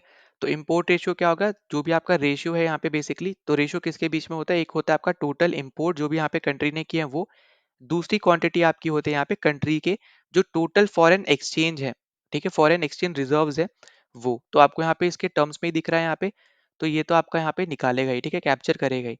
तो चारों चीजें बेसिकली आपकी कैप्चर करती है यहाँ पे फॉरेन एक्सचेंज रिजर्व्स को। तो यहाँ पे जो अपना राइट आंसर वो है यहाँ पे ऑप्शन नंबर बी, ठीक है। तो राइट आंसर क्या हो गया, ऑप्शन नंबर बी अपना यहाँ पे करेक्ट आंसर है। ना अगले क्वेश्चन पे चलते हैं। तो अगला क्वेश्चन आपको यहाँ पे 2023 में पूछा हुआ है। तो यहाँ पे आपसे बोल रहा है कि if all the people of the economy increases the proportion of income they save, the total value of saving in the economy will either decrease or remain unchanged. This phenomena is known as। अब देखो यहाँ पे direct static based question है, तो basically यहाँ पे आपसे बोल रहा है कि अगर मान लो आपके यहाँ पे एक कोई कंट्री है, वहां पे जितने भी लोग रहते हैं, ठीक है, आपकी यहाँ पे एक कंट्री की इकोनॉमी है, जितने भी यहाँ पे लोग रह रहे हैं, अगर यहाँ पे वो जो पहले जितना सेव कर रहे थे उससे ज्यादा यहाँ पे सेव करना शुरू कर देते हैं, ठीक है, मान लो पहले वो 500 रुपए हर महीने सेव कर रहे थे, अब उनकी सैलरी का 70% 80% अब वो यहाँ पे हर एक इंसान, ठीक है, हर एक इंसान यहाँ पे सेव करना शुरू कर देता है। तो ऐसे पर्टिकुलर आपके यहाँ पे थ्योरी को हम क्या बोलेंगे, या फिर इस पर्टिकुलर चीज को हम क्या बोलेंगे, तो हम इसको बोलते हैं पैराडॉक्स ऑफ थ्रिफ्ट, ठीक है। और इसकी वजह से आपको देखने को मिलता है कि जो आपकी यहाँ पे कंट्री की इकोनॉमी होगी वो आपकी डिक्रीज कर जाएगी या फिर अनचेंज रहेगी, ठीक है। अब यहाँ पे ऐसा क्यों होता है, क्योंकि आपको जैसे पता है कि जब आप यहाँ पे ज्यादा सेव करोगे, तो इसका मतलब यहाँ पे ये हो गया कि यहाँ पे जो कमोडिटीज प्रेजेंट है आपके यहाँ पे कंट्री में, उनकी डिमांड कम हो जाएगी। क्योंकि ऑब्वियस सी बात है कि अब यहाँ पे कोई भी खरीद नहीं रहा है सामान को, तो यहाँ पे उसकी डिमांड क्या हो जाएगी, कम हो जाएगी। जब एक पर्टिकुलर चीज की यहाँ पे ज्यादा डिमांड कब होती है, जब हर कोई उसको खरीदना चाहता है, ठीक है। अब यहाँ पे जब डिमांड कम हो गई, तब आपको यहाँ पे क्या देखने को मिलेगा, डिमांड की वजह से आपको यहाँ पे देखने को मिलेगा कि आपका यहाँ पे जो कंजम्पशन है वो भी आपका कम हो जाएगा, क्योंकि आप यहाँ पे कुछ कंज्यूम ही नहीं कर रहे हो, कुछ खरीद ही नहीं रहे हो, तो यहाँ पे ऑब्वियस सी बात है डिमांड आपकी फॉल कर रही है। जब डिमांड फॉल हो रही है इसका मतलब है कि आप कुछ कंज्यूम ही नहीं कर रहे हो। जब कंज्यूम नहीं कर रहे हो तो मतलब कि कंजम्पशन भी आपका यहाँ पे रिड्यूस हो गया है। ठीक है, पहली चीज यहाँ पे हमने यहाँ पे पैराडॉक्स थ्रिफ्ट के बारे में बात कर ली। अब नेक्स्ट अपने पास यहाँ पे आ जाता है पैराडॉक्स ऑफ प्रॉस्पेरिटी। अब देखो ये आपको यहाँ पे बेसिकली क्या बताता है, ये आपका आइडेंटिफाई करता है कि क्या लिमिट्स हैं आपकी यहाँ पे इकोनॉमिक डेवलपमेंट मॉडल्स के अंदर। ठीक है, तो ये बेसिकली आपकी यहाँ पे हेल्प करता है लिमिट्स को फाइंड आउट करने के लिए, जो भी आपके यहाँ पे इकोनॉमिक डेवलपमेंट मॉडल्स के अंदर जो भी लिमिट्स है उनको फाइंड आउट करने में, आइडेंटिफाई करने में हेल्प करता है। दूसरी चीज यहाँ पे ये आपको ऑफर भी करता है यहाँ पे ऐसा फ्रेमवर्क। कौन सा फ्रेमवर्क यहाँ पे ऑफर करता है उसको अच्छा करने के लिए, वो है आपका यहाँ पे जैसे इनोवेशन, ठीक है, साथ ही साथ एंटरप्रेन्योरशिप। तो ऐसी चीजों को यहाँ पे आपका प्रोस्पेरिटी पैराडॉक्स जो है आपका, या फिर पैराडॉक्स ऑफ प्रोस्पेरिटी जो है, ये आपकी यहाँ पे हेल्प करता है। अब उसके अलावा आपको यहाँ पे दो और ऑप्शन दे रखे हैं यहाँ पे, क्राउडिंग आउट और क्राउडिंग इन। तो मैंने आपको ये पिछले वीडियो में भी अच्छे से समझाया था ये, तो आई होप कि आपको समझ में भी आया हो। अगर नहीं आया तो वापस से समझा दे रहा हूँ यहाँ पे। तो क्राउडिंग आउट क्या होता है यहाँ पे, जहाँ पे आपकी जो इन्वेस्टमेंट होती है वो यहाँ पे आपकी डिक्रीज हो जाती है जब भी गवर्नमेंट स्पेंड ज्यादा करती है। ठीक है, तो यहाँ पे याद रखना कि जो यहाँ पे आपकी इन्वेस्टमेंट होती है, ठीक है, जो आपकी यहाँ पे इन्वेस्टमेंट होती है ये आपकी यहाँ पे डिक्रीज कर जाती है जब भी आपकी गवर्नमेंट का जो एक्सपेंडिचर है वो आपका यहाँ पे इंक्रीज करेगा, या फिर आप बोलो गवर्नमेंट जो यहाँ पे ज्यादा जब खर्च करना शुरू कर देती है तो उस टाइप में आपकी यहाँ पे जो इन्वेस्टमेंट है वो यहाँ पे डिक्रीज कर जाती है। ठीक है, अब जब डिक्रीज कर रही है इसका मतलब यहाँ पे क्या हो गया, जैसे हम एग्जांपल लेते हैं यहाँ पे, जैसे मान लो गवर्नमेंट ने यहाँ पे एक्सपेंडिचर किया, ठीक है, यहाँ पे गवर्नमेंट का जो एक्सपेंडिचर है वो यहाँ पे इंक्रीज हुआ, उसकी वजह से आपका यहाँ पे क्या होता है, इनकम भी इंक्रीज होती है। ऑब्वियस सी बात है जब यहाँ पे ज्यादा खर्च करेगी गवर्नमेंट तो आपकी यहाँ पे इनकम भी इंक्रीज होगी। ठीक है, जब इनकम इंक्रीज होगी तो यहाँ पे जो डिमांड है पैसों का, ठीक है, डिमांड है जो यहाँ पे मनी की, वो भी आपकी क्या हो जाएगी, यहाँ पे इंक्रीज हो जाएगी। ठीक है, और जब ये इंक्रीज होती है तो आपका यहाँ पे रेट ऑफ इंटरेस्ट भी आपका क्या होता है, यहाँ पे इंक्रीज होता है। ठीक है, रेट ऑफ इंटरेस्ट भी आपका क्या होता है, यहाँ पे इंक्रीज होता है। और जब रेट ऑफ इंटरेस्ट इंक्रीज होगा तो आपकी जो इन्वेस्टमेंट होगी ये आपकी क्या हो जाएगी, यहाँ पे डिक्रीज हो जाएगी। ठीक है, अब देखो इसका कहने का मतलब क्या है, यहाँ पे क्यों आपकी इन्वेस्टमेंट डिक्रीज हो रही है, वो इसलिए हो रही है क्योंकि जो यहाँ पे रेट ऑफ इंटरेस्ट आपका जो बढ़ रहा है, ठीक है, यहाँ पे क्योंकि रेट ऑफ इंटरेस्ट और इनकम दोनों ही चीजें आपकी बढ़ रही हैं। पर आपको यहाँ पे यही याद रखना है कि क्राउडिंग आउट के केस में जब हम बात करेंगे तो रेट ऑफ इंटरेस्ट जितना आपका बढ़ता है वो आपका ज्यादा बढ़ता है एज कम्पेयर टू इनकम जो आपकी यहाँ पे इंक्रीज हुई है उससे। ठीक है, अब जैसे फॉर एग्जाम्पल मान लो रेट ऑफ इंटरेस्ट भी आपका 10 था, इनकम भी आपकी 10 थी। ठीक है, इनकम आपकी 10 से बढ़ के 100 रुपए हो गई, और रेट ऑफ इंटरेस्ट जो है यहाँ पे अब वो बढ़ के आपका यहाँ पे 120 रुपए हो गया। ठीक है, तो ये बेसिकली यहाँ पे हो गया 120% हो गया, जो भी बोल लो यहाँ पे 120 हो गया। ठीक है, समझाने के लिए, इजी टर्म में समझाने के लिए यहाँ पे ले रहा हूँ, मैथ्स के टर्म्स में आप यहाँ पे परसेंटेज वगैरह करके सॉल्व कर सकते हो। तो यहाँ पे कहने का मतलब यहाँ पे क्या है कि रेट ऑफ इंटरेस्ट आपका ज्यादा बढ़ा है एज कम्पेयर टू जितनी आपकी इनकम बढ़ी है उससे। तो ऐसे सिचुएशंस में हमें यहाँ पे इन्वेस्टमेंट गिरती हुई नजर आती है, और ऐसी सिचुएशन हमारी यहाँ पे क्राउडिंग आउट में हमें देखने को मिलती है। ठीक है, वहीं पे जब हम दूसरे केस की बात करेंगे यहाँ पे क्राउडिंग इन की, तो क्राउडिंग इन में हमें क्या देखने को मिलता है कि हमारी जो इन्वेस्टमेंट होती है, इन्वेस्टमेंट हमारी यहाँ पे बढ़ती है जब भी गवर्नमेंट स्पेंड ज्यादा करती है। ठीक है, तो ये दोनों जगह यहाँ पे स्पेंडिंग की बात हो रही है। ठीक है, गवर्नमेंट की, जितना ज्यादा गवर्नमेंट खर्च करेगी, पहले केस में इन्वेस्टमेंट कम होगी, दूसरे केस में इन्वेस्टमेंट यहाँ पे बढ़ जाएगी। अब यहाँ पे क्यों बढ़ जाएगी, तो ये देखो सेम फ्लो चार्ट आपका रहेगा, बस फर्क क्या हो जाएगा, यहाँ पे पहले वाले में था कि रेट ऑफ इंटरेस्ट आपका ज्यादा बढ़ रहा था इनकम से, पर क्राउडिंग इन में क्या होगा कि आपकी इनकम परसेंटेज ज्यादा बढ़ेगी रेट ऑफ इंटरेस्ट से। ठीक है, तो यहाँ पे इसलिए हमें यहाँ पे इन्वेस्टमेंट भी यहाँ पे बढ़ती हुई नजर आती है। ठीक, तो यहाँ पे ये दो पॉइंट मैंने आपको पहले भी पिछले वीडियो में समझाए थे, ये भी आपको यहाँ पे समझ लेने हैं। तो यहाँ पे राइट आंसर है ऑप्शन नंबर सी। ना अगले क्वेश्चन पे चलते हैं, तो अगला क्वेश्चन भी आपको यहाँ पे 2023 का ही आपको देखने को मिलेगा। तो यहाँ पे आपसे पूछा है, the bank are required to maintain a certain ratio between their cash in hand and total assets. ठीक है, तो यहाँ पे आपको एक सर्टेन रेशियो बैंक्स को यहाँ पे मेंटेन करके रखना पड़ता है, ये बेसिकली यहाँ पे रिक्वायरमेंट होती है यहाँ पे बैंक्स की, यहाँ पे ये चीज मेंटेन करके रखे, एक सर्टेन रेशियो मेंटेन करके रखे जो भी उनके पास पैसे हैं उनके हाथ में, साथ ही साथ जो उनके टोटल एसेट्स है। ठीक है, अब एसेट्स आपके कुछ भी हो सकते हैं, कोई बिल्डिंग हो सकती है, यहाँ पे जमीन हो सकती है, कोई कार वगैरह हो सकती है, ये सब यहाँ पे आपके एसेट्स होते हैं। ठीक है, आपकी प्रॉपर्टी बेसिकली यहाँ पे बात हो गई। तो ऐसी जो कंडीशंस आपको देखने को मिलती है, ये आपका आंसर होगा यहाँ पे option number B, statutory liquidity ratio के अंदर। ठीक है, तो यहाँ पे जो आपका एस एल आर है, ठीक है, इसको हम लोग यहाँ पे ज्यादातर एस एल आर बोलते हैं। तो आपको क्वेश्चन में ना इस शॉर्ट फॉर्म में भी देखने को मिल जाएगा, तो हम यहाँ पे ये ऊपर वाले दो डिस्कस करेंगे। तो यहाँ पे जो आपकी एसएलआर है, जिसको हम लोग यहाँ पे स्टैट्यूटरी लिक्विडिटी रेशियो बोल रहे हैं, तो यहाँ पे बेसिकली आपको मिनिमम परसेंटेज ऑफ डिपॉजिट्स आपको रखना पड़ता है। अब किसको रखना पड़ता है? कमर्शियल बैंक्स को रखना पड़ता है, ठीक है? या फिर आप बोलो यहाँ पे मेंटेन करना पड़ता है, जो भी उनके पास यहाँ पे कैश इन हैंड्स वगैरह है, या फिर जो टोटल एसेट्स है। अब एसेट्स आपके गोल्ड वगैरह भी आपके एक एसेट होते हैं, ठीक है? तो एसेट आपके यहाँ पे ये हो गए, और ये यहाँ पे उनको खुद के पास रखना होता है। ये नहीं है कि उनको आरबीआई के पास रखना है, ये याद रखना कि उनको यहाँ पे खुद के पास रखना है, ठीक है? विद देमसेल्व्स, कि यहाँ पे जो भी हम रेशियो की बात कर रहे हैं, जो आपसे क्वेश्चन में पूछा है कि उनको एक सर्टेन रेशियो बना के रखना है कैश इन हैंड और एसेट्स के बीच में, तो वो कहाँ बना के रखना है? वो अपने पास बना के रखना है, ठीक है? अपने बैंक्स में ही बना के रखना है, उनको आरबीआई के पास नहीं देना है, ठीक है? तो ये पॉइंट आपको यहाँ पे याद रखना, आरबीआई के पास नहीं देना है एसएलआर में। जब हम बात करेंगे यहाँ पे सीआरआर की, अब देखो सीआरआर का फुल फॉर्म है कैश रिजर्व रेशियो। अब यहाँ पे क्या है? ये आपकी ऐसी परसेंटेज होती है, या फिर आप बोलो ऐसी परसेंटेज ऑफ कैश होता है जो रिक्वायर्ड होता है कि आपको यहाँ पे एज एन रिजर्व आपको यहाँ पे रखना पड़ेगा, ठीक है? तो यहाँ पे अगर हम बात करें तो कमर्शियल बैंक जो होती है यहाँ पे, इनको ये बताया गया है कि सर्टेन मिनिमम आपको एक अमाउंट के डिपॉजिट्स आपको रिजर्व करके रखने पड़ेंगे आरबीआई में। तो यहाँ पे क्या है? यहाँ पे आप आरबीआई में रख रहे हो, ठीक है? यहाँ पे याद रखना कि आप यहाँ पे आरबीआई में रख रहे हो, यहाँ पे आप खुद के पास रख रहे हो, ठीक है? और यहाँ पे मिनिमम यहाँ पे भी है, मिनिमम यहाँ पे भी है, ठीक है? तो यहाँ पे ये चीजें आपको यहाँ पे याद रखनी है कि परसेंटेज ऑफ कैश जो कि यहाँ पे रिक्वायर्ड है, आपको यहाँ पे रखना पड़ेगा अपने पास एज एन रिजर्व, ठीक है? जो भी आपके टोटल बैंक के डिपॉजिट्स है उसके अगेंस्ट, तो यहाँ पे ये दोनों का रेशियो आपका बन जाएगा। पर जो इंपॉर्टेंट यहाँ पे डिफरेंस है वो आपका यहाँ पे यही है कि कैश रिजर्व रेशियो आप यहाँ पे आरबीआई के पास रखते हो, एसएलआर आप यहाँ पे अपना खुद के पास रखते हो, ठीक है? आरबीआई के पास नहीं रखते हो। तो यहाँ पे राइट आंसर क्या है? यहाँ पे बी ऑप्शन करेक्ट है। ना अगले क्वेश्चन पे चलते हैं, तो अगला क्वेश्चन भी आपका यहाँ पे 2023 का ही क्वेश्चन है। तो यहाँ पे आपसे बोला जा रहा है फिस्कल डेफिसिट के बारे में बेसिकली पूछा जा रहा है। तो हमने यहाँ पे पिछले भी वीडियो में हमने यहाँ पे कंप्लीट डिस्कशन किया था फिस्कल डेफिसिट, प्राइमरी डेफिसिट वगैरह का। तो आपको अगर नहीं पता है तो मैं आपको यही रिकमेंड करूंगा, पहला पार्ट जरूर देखना, वहाँ पे हमने बहुत चीजें डिस्कस करी हैं, ठीक है? क्वेश्चंस के अलावा भी हमने यहाँ पे बहुत चीजें डिस्कस करी हैं, तो जरूर आपको यहाँ पे वो भी देखते जाना है। अब देखो यहाँ पे फिस्कल डेफिसिट की यहाँ पे बात हो रही है, तो फिस्कल डेफिसिट मैंने आपको कल भी बताया था, ये क्या होता है? आपका डिफरेंस होता है। किसके बीच में डिफरेंस होता है? टोटल रेवेन्यू, ठीक है? Total revenue and total expenditure के बीच का आपका यहाँ पे ये डिफरेंस होता है, ठीक है? सबसे पहली चीज तो आपको यहाँ पे यही याद रखनी है। अब देखो पहला वाला आपसे बोल रहा था difference between current expenditure and current revenue, तो ये गलत हो जाएगा। करंट नहीं, करंट मतलब होता है प्रेजेंट टाइम में जो चल रहा है, ऐसा नहीं है। टोटल रेवेन्यू और टोटल एक्सपेंडिचर के बीच का यहाँ पे डिफरेंस होता है, ठीक है? तो पहला तो आपका ऐसे ही गलत हो गया। फिर बी आपसे बोल रहा है net increase in the borrowing of the union government from the reserve bank of India. अब यहाँ पे क्या बोला जा रहा है कि आपको नेट इंक्रीज इन बोरोइंग बताता है यहाँ पे, बेसिकली यहाँ पे यूनियन गवर्नमेंट की रिजर्व बैंक के थ्रू, ठीक है? तो यहाँ पे ये चीज गलत हो जाएगी, ठीक है? यहाँ पे रिजर्व बैंक के थ्रू यहाँ पे नहीं होगा, ठीक है? अगर हम इसके रिगार्डिंग बात करते हैं यहाँ पे आगे, तो यहाँ पे सी ऑप्शन बोल रहा है the sum of budgetary deficit. Budgetary deficit मतलब हो गया यहाँ पे कि आपकी जो गवर्नमेंट है वो यहाँ पे ज्यादा एक्सपेंड कर देती है जितना उसका रेवेन्यू है उससे, ठीक है?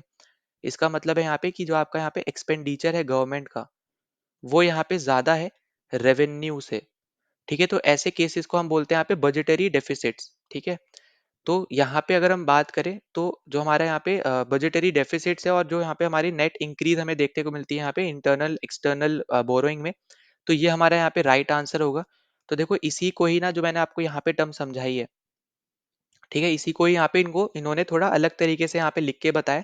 अब क्यों लिख के बताया? क्योंकि जो आपका फिस्कल डेफिसिट होता है ये आपको बताता है कि कितनी बोरोइंग आपकी यहाँ पे जरूरी है गवर्नमेंट को, ठीक है?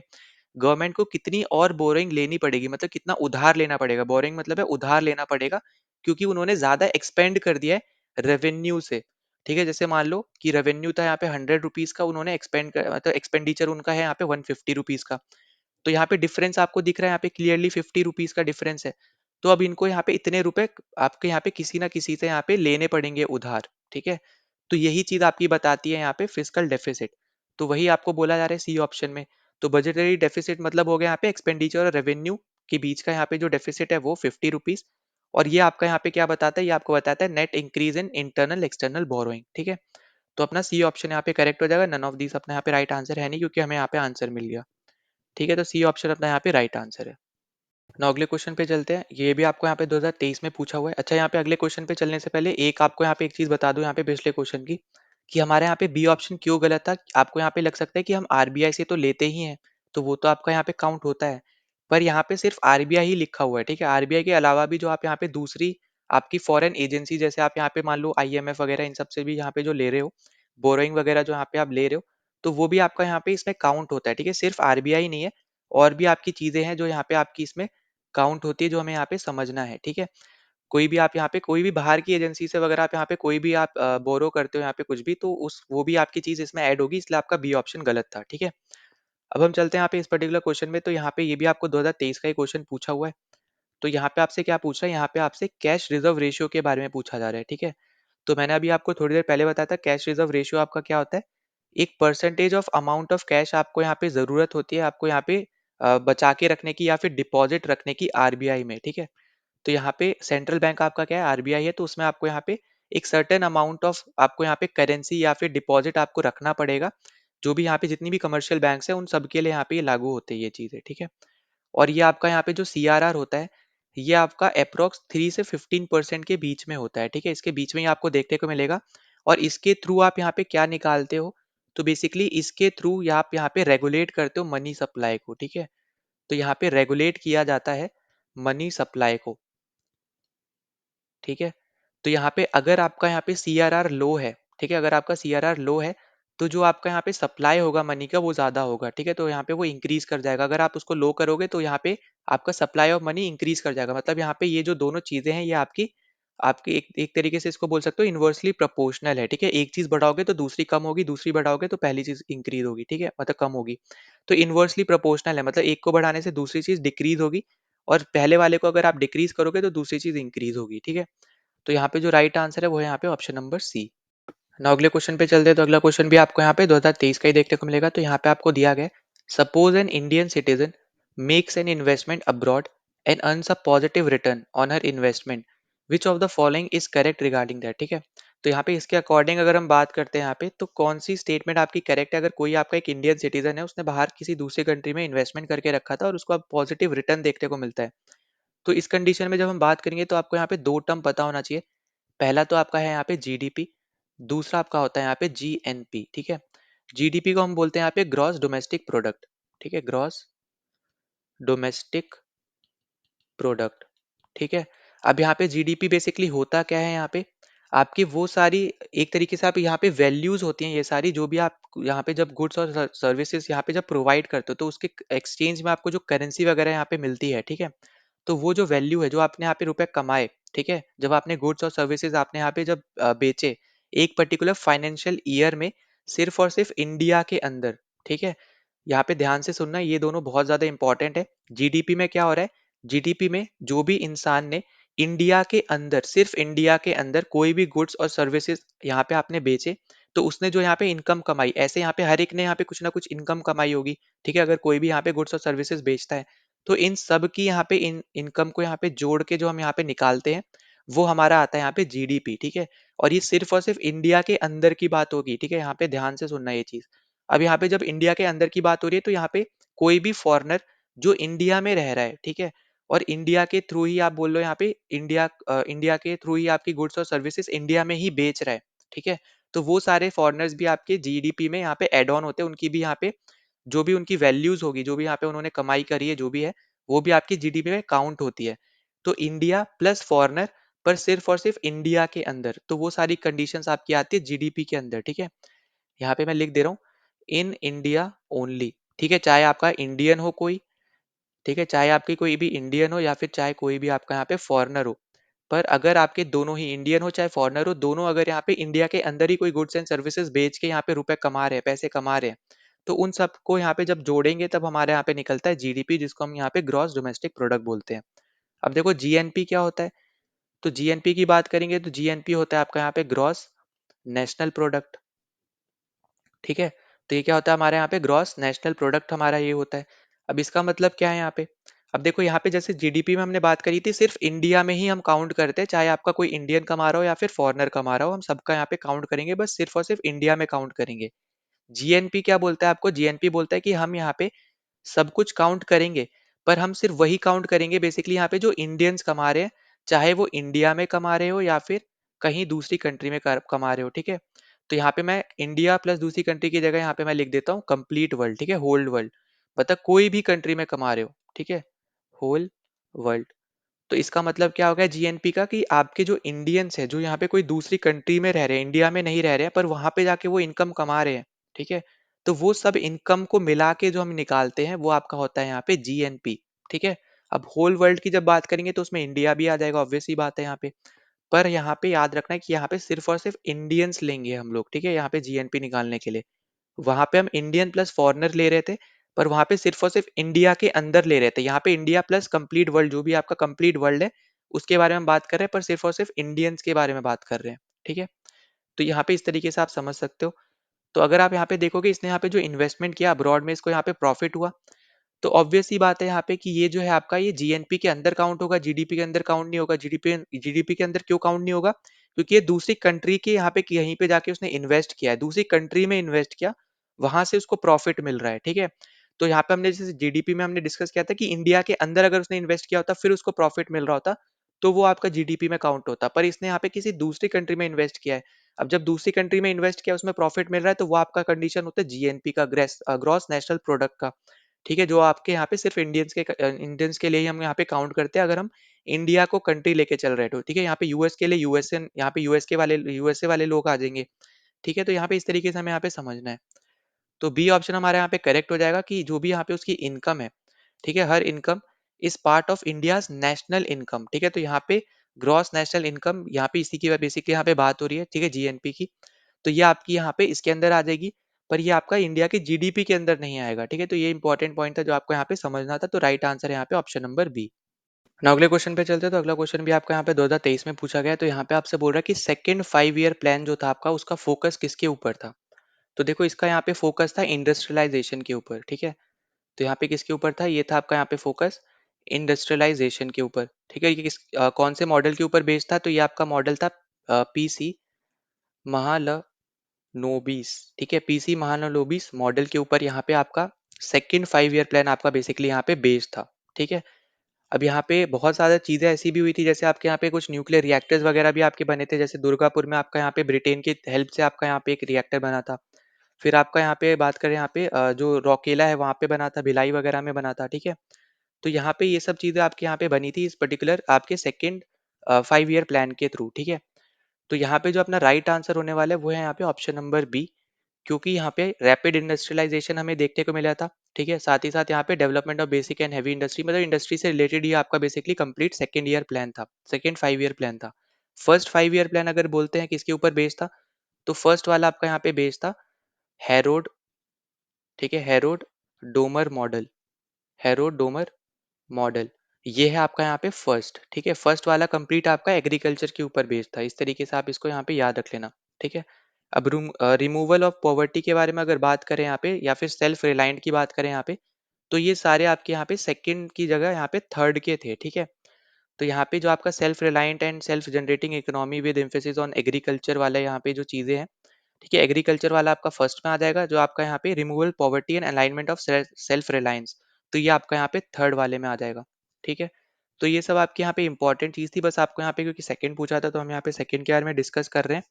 और बाकी आपको यहाँ पे एक और आपको यहाँ पे जो याद रख लेना है, कि जो आपका थर्ड वाला था, ठीक है, थर्ड वाले का चलो यहाँ पे एक छोटा सा बता दे रहा हूँ मैं, यहाँ पे जो थर्ड 5 ईयर प्लान था, तो ये आपका बेस्ड था आपका यहाँ पे गडगिल प्लान के ऊपर। ठीक है। पर कहीं कहीं आपको मिलेगा फोर्थ प्लान को भी बोला जाता है यहाँ पे, गडगिल फॉर्मूला के ऊपर यहाँ पे वो बेस्ड था। तो अगर आपको ऑप्शन में थर्ड या फोर्थ मिले, तो उस केस में आप यहाँ पे फोर्थ मार्क करोगे। ठीक है। याद से सुन लो, यहाँ पे जब भी थर्ड या फोर्थ मार्क आपको यहाँ पे ऑप्शन में दोनों ही मिल जाए, तो उस केस में आप यहाँ पे फोर्थ को आप यहाँ पे मार्क करोगे। ठीक है। और फोर्थ आपका है यहाँ पे गडगिल फॉर्मूला के ऊपर बेस्ड। तो ये इंपॉर्टेंट पॉइंट था जो आपको यहाँ पे समझना है। तो राइट आंसर अपना यहाँ पे कौन सा है? यहाँ पे ऑप्शन नंबर बी। ना अगले क्वेश्चन पे चलते हैं। तो अगला क्वेश्चन आपका यहाँ पे 2023 में पूछा हुआ है। तो यहाँ पे आपसे बोल रहा है कि which one of the following are high frequency indicators of the Indian economy. अब देखो, हाई फ्रीक्वेंसी इंडिकेटर्स का मतलब क्या है यहाँ पे? तो ये आपके ऐसे इंडिकेटर्स होते हैं जो जनरली आपके यहाँ पे रिपोर्ट होते हैं फ्रिक्वेंट बेसिस पे, मतलब जल्दी से जल्दी, ज़्यादा से ज़्यादा आपके यहाँ पे रिकॉर्ड आपके यहाँ पे होते हैं। ठीक है। यहाँ पे मंथली या फिर वीकली आप यहाँ पे इसको ले सकते हो। तो यहाँ पे जो आपको तीनों दे रखे हैं, ठीक है, power consumption, IIP general index और 10 ईयर जी सेक यील्ड, तो ये तीनों ही आपके यहाँ पे हाई फ्रिक्वेंसी इंडिकेटर्स होते हैं। तो आपका यहाँ पे जो डी ऑप्शन है यहाँ पे करेक्ट हो जाएगा। अब देखो, इसके अलावा भी आपके बहुत ज़्यादा आपके यहाँ पे ऐसे होते हैं जो आपको यहाँ पे ऐसा नहीं है कि आपको सारे ही याद रखने हैं। अब जैसे आपका यहाँ पे जीएसटी एक हो गया, सीपीआई हो गया, सीपीआई फूड वगैरह हो गया, ठीक है। रेल फ्राइट आपका यहाँ पे ट्रैफिक से रिलेटेड आपके हो गए, ठीक है। कार्गो ट्रैफिक से रिलेटेड हो गए। तो यहाँ पे ये सारी चीजें आपके यहाँ पे हाई फ्रिक्वेंसी इंडिकेटर्स है जो यहाँ पे फ्रिक्वेंटली आपके यहाँ पे रिकॉर्ड होती हैं, ठीक है। तो यहाँ पे राइट आंसर क्या है यहाँ पे 1 2 3 डी ऑप्शन। नाउ अगले क्वेश्चन पे चलते हैं। तो अगला क्वेश्चन हमें यहाँ पे दे रखा है 2023 में हमसे पूछा है। तो हमसे बोला जा रहा है कि an Indian businessman buy share in a British car company, this transaction will be reflected in. अब यहाँ पे कोई आपका इंडियन बिजनेसमैन है, उसने यहाँ पे कोई ब्रिटिश कार कंपनी में यहाँ पे उसके शेयर्स खरीदे, उस पर्टिकुलर कार कंपनी के, ब्रिटिश वाली। तो ये जो उसने ट्रांजैक्शन किया, जो शेयर उसने खरीदे, जो यहाँ पे उसने ट्रांजैक्शन किया, ये आपका किसके अंदर रिफ्लेक्ट होता है, ये बेसिकली आपसे बस इतना पूछा जा रहा है। अब अगर आप यहाँ पे ध्यान से देखो तो आपके हर ऑप्शन में balance of trade, balance of payment, ठीक है, इस तरीके के आपको यहाँ पे दो आपको कीवर्ड्स दिख रहे होंगे, ठीक है, हर एक ऑप्शन में। अब अगर हम यहाँ पे बात करते हैं बैलेंस ऑफ ट्रेड की, ठीक है, तो यहाँ पे मैं BOT लिख रहा हूँ, मतलब है यहाँ पे बैलेंस ऑफ ट्रेड। तो बैलेंस ऑफ ट्रेड आपके ऐसी चीजों को रिकॉर्ड करता है यहाँ पे जो आप यहाँ पे गुड्स और सर्विसेज इंपोर्ट और एक्सपोर्ट करते हो, ठीक है। तो यहाँ पे ये भी आपके रिकॉर्ड ही करता है यहाँ पे जो भी आप इंपोर्ट कर रहे हो, ठीक है, इंपोर्ट कर रहे हो या फिर आप यहाँ पे एक्सपोर्ट कर रहे हो, उन सब चीजों को, ठीक है, गुड्स एंड सर्विसेज को, उन सब गुड्स एंड सर्विसेज को यहाँ पे ये रिकॉर्ड करता है जो भी आप इंपोर्ट या फिर एक्सपोर्ट करती है यहाँ पे कोई भी एक कंट्री दूसरी कंट्री को, तो वो आपका आता है यहाँ पे बैलेंस ऑफ ट्रेड में, ठीक है। पर यहाँ पे ऐसी कोई बात तो हो नहीं रही है, क्योंकि यहाँ पे आपकी कोई कंट्री का यहाँ पे इन्वॉल्वमेंट नहीं है। यहाँ पे बेसिकली एक इंसान है जिसने दूसरी कंपनी का यहाँ पे शेयर्स खरीदा, ना तो कोई एक्सपोर्ट किया ना इंपोर्ट किया सच। तो यहाँ पे जो बैलेंस ऑफ ट्रेड आपको यहाँ पे दिया है, तो ये ए ऑप्शन गलत हो जाएगा। बोथ ऑफ आपको यहाँ पे दे रखा है, तो सी ऑप्शन गलत हो जाएगा, ठीक है। अब हमारे पास बचता है बी और डी ऑप्शन। क्या यहाँ पे इन दोनों में से कोई भी आंसर नहीं है, या फिर आपका बैलेंस ऑफ पेमेंट आंसर है पर बैलेंस ऑफ ट्रेड आंसर नहीं है, ठीक है। तो जो हमारे यहाँ पे राइट आंसर है वो है यहाँ पे ऑप्शन नंबर बी, कि ऐसी कंडीशन, ऐसे ट्रांजेक्शन जो होंगे, जो यहाँ पे एक पर्टिकुलर इंडिविजुअल कोई दूसरे कंट्री की यहाँ पे कोई भी चीज खरीदने के लिए कर रहा है, या फिर कोई भी ऐसी चीज कर रहा है यहाँ पे एक पर्टिकुलर टाइम पीरियड के लिए, तो वो आपके सारे रिकॉर्ड होते हैं बैलेंस ऑफ पेमेंट्स में, ठीक है। बैलेंस ऑफ ट्रेड में रिकॉर्ड नहीं होंगे, वो आपके बैलेंस ऑफ पेमेंट्स में रिकॉर्ड होते हैं। एक तरफ जहाँ पे आपका रेसिडेंट होता है, कोई भी जो भी आप कंट्री ले रहे हो उस कंट्री का जो भी आपका रेसिडेंट होगा वो होगा, ठीक है। जैसे इस केस में आपने इंडिया लिया तो इंडियन बिजनेसमैन हो गया। फिर दूसरी तरफ आपका यहाँ पे कंप्लीट वर्ल्ड हो गया, मतलब यहाँ पे रेस्ट ऑफ दी वर्ल्ड हो गया। यहाँ पे देखो, यहाँ पे लिख दे रहा हूँ, एक तरफ हो गया आपका यहाँ पे रेसिडेंट, दूसरी तरफ हो गया यहाँ पे रेस्ट ऑफ दी वर्ल्ड। अब रेस्ट ऑफ दी वर्ल्ड में ऑब्वियस सी बात है, जब हम इंडिया की बात कर रहे हैं यहाँ पे, मान लो हम इंडिया की बात कर रहे हैं इस तरफ, तो इंडिया का रेसिडेंट एक तरफ, और इंडिया के अलावा जो भी आपके यहाँ पे कंट्रीज है वो सब आपकी इस तरफ, ठीक है। तो उन दोनों के बीच में जो यहाँ पे डील होगी, जो भी आपके यहाँ पे ट्रांजेक्शन होंगे, वो आपके बैलेंस ऑफ पेमेंट में रिकॉर्ड होते हैं, ठीक है। तो ये इंपॉर्टेंट चीज है जो आपको यहाँ पे याद रखनी है, ठीक है। तो इसी के साथ हमने यहाँ पे सारे क्वेश्चन डिस्कस कर लिए अपने यहाँ पे इकोनॉमिक्स के पीवाईक्यूज के, जो भी हमें यहाँ पे पिछले 10 साल में पूछे गए थे। अगर आपको किसी भी क्वेश्चन किसी भी में यहाँ पे डाउट होता है तो कमेंट सेक्शन में जरूर आप यहाँ पे मेंशन कर देना। अगर आपने अभी तक टेलीग्राम चैनल ज्वाइन नहीं किया तो वो ज्वाइन कर लेना, लिंक आपको डिस्क्रिप्शन में मिल जाएगा, वहाँ पे आपको इसकी पीडीएफ्स वगैरह मिल जाएंगी। तो आपके लिए भी यहाँ पे ईजी रहेगा यहाँ पे पढ़ना भी, ठीक है, रिवाइज करना भी। साथ ही साथ अगर आप चैनल पे पहली बार आए हो तो प्लीज सब्सक्राइब कर देना, वीडियो को लाइक कर देना, जितना ज़्यादा हो सकता है इस वीडियो को शेयर कर देना, ताकि दूसरों तक भी पहुंच पाए, उनकी भी यहाँ पे हेल्प हो पाए, ठीक है। कोई भी डाउट होता है, कोई सजेशन होता है तो कमेंट डाउन जरूर कर देना। मिलते हैं नेक्स्ट वीडियो में। जय हिंद।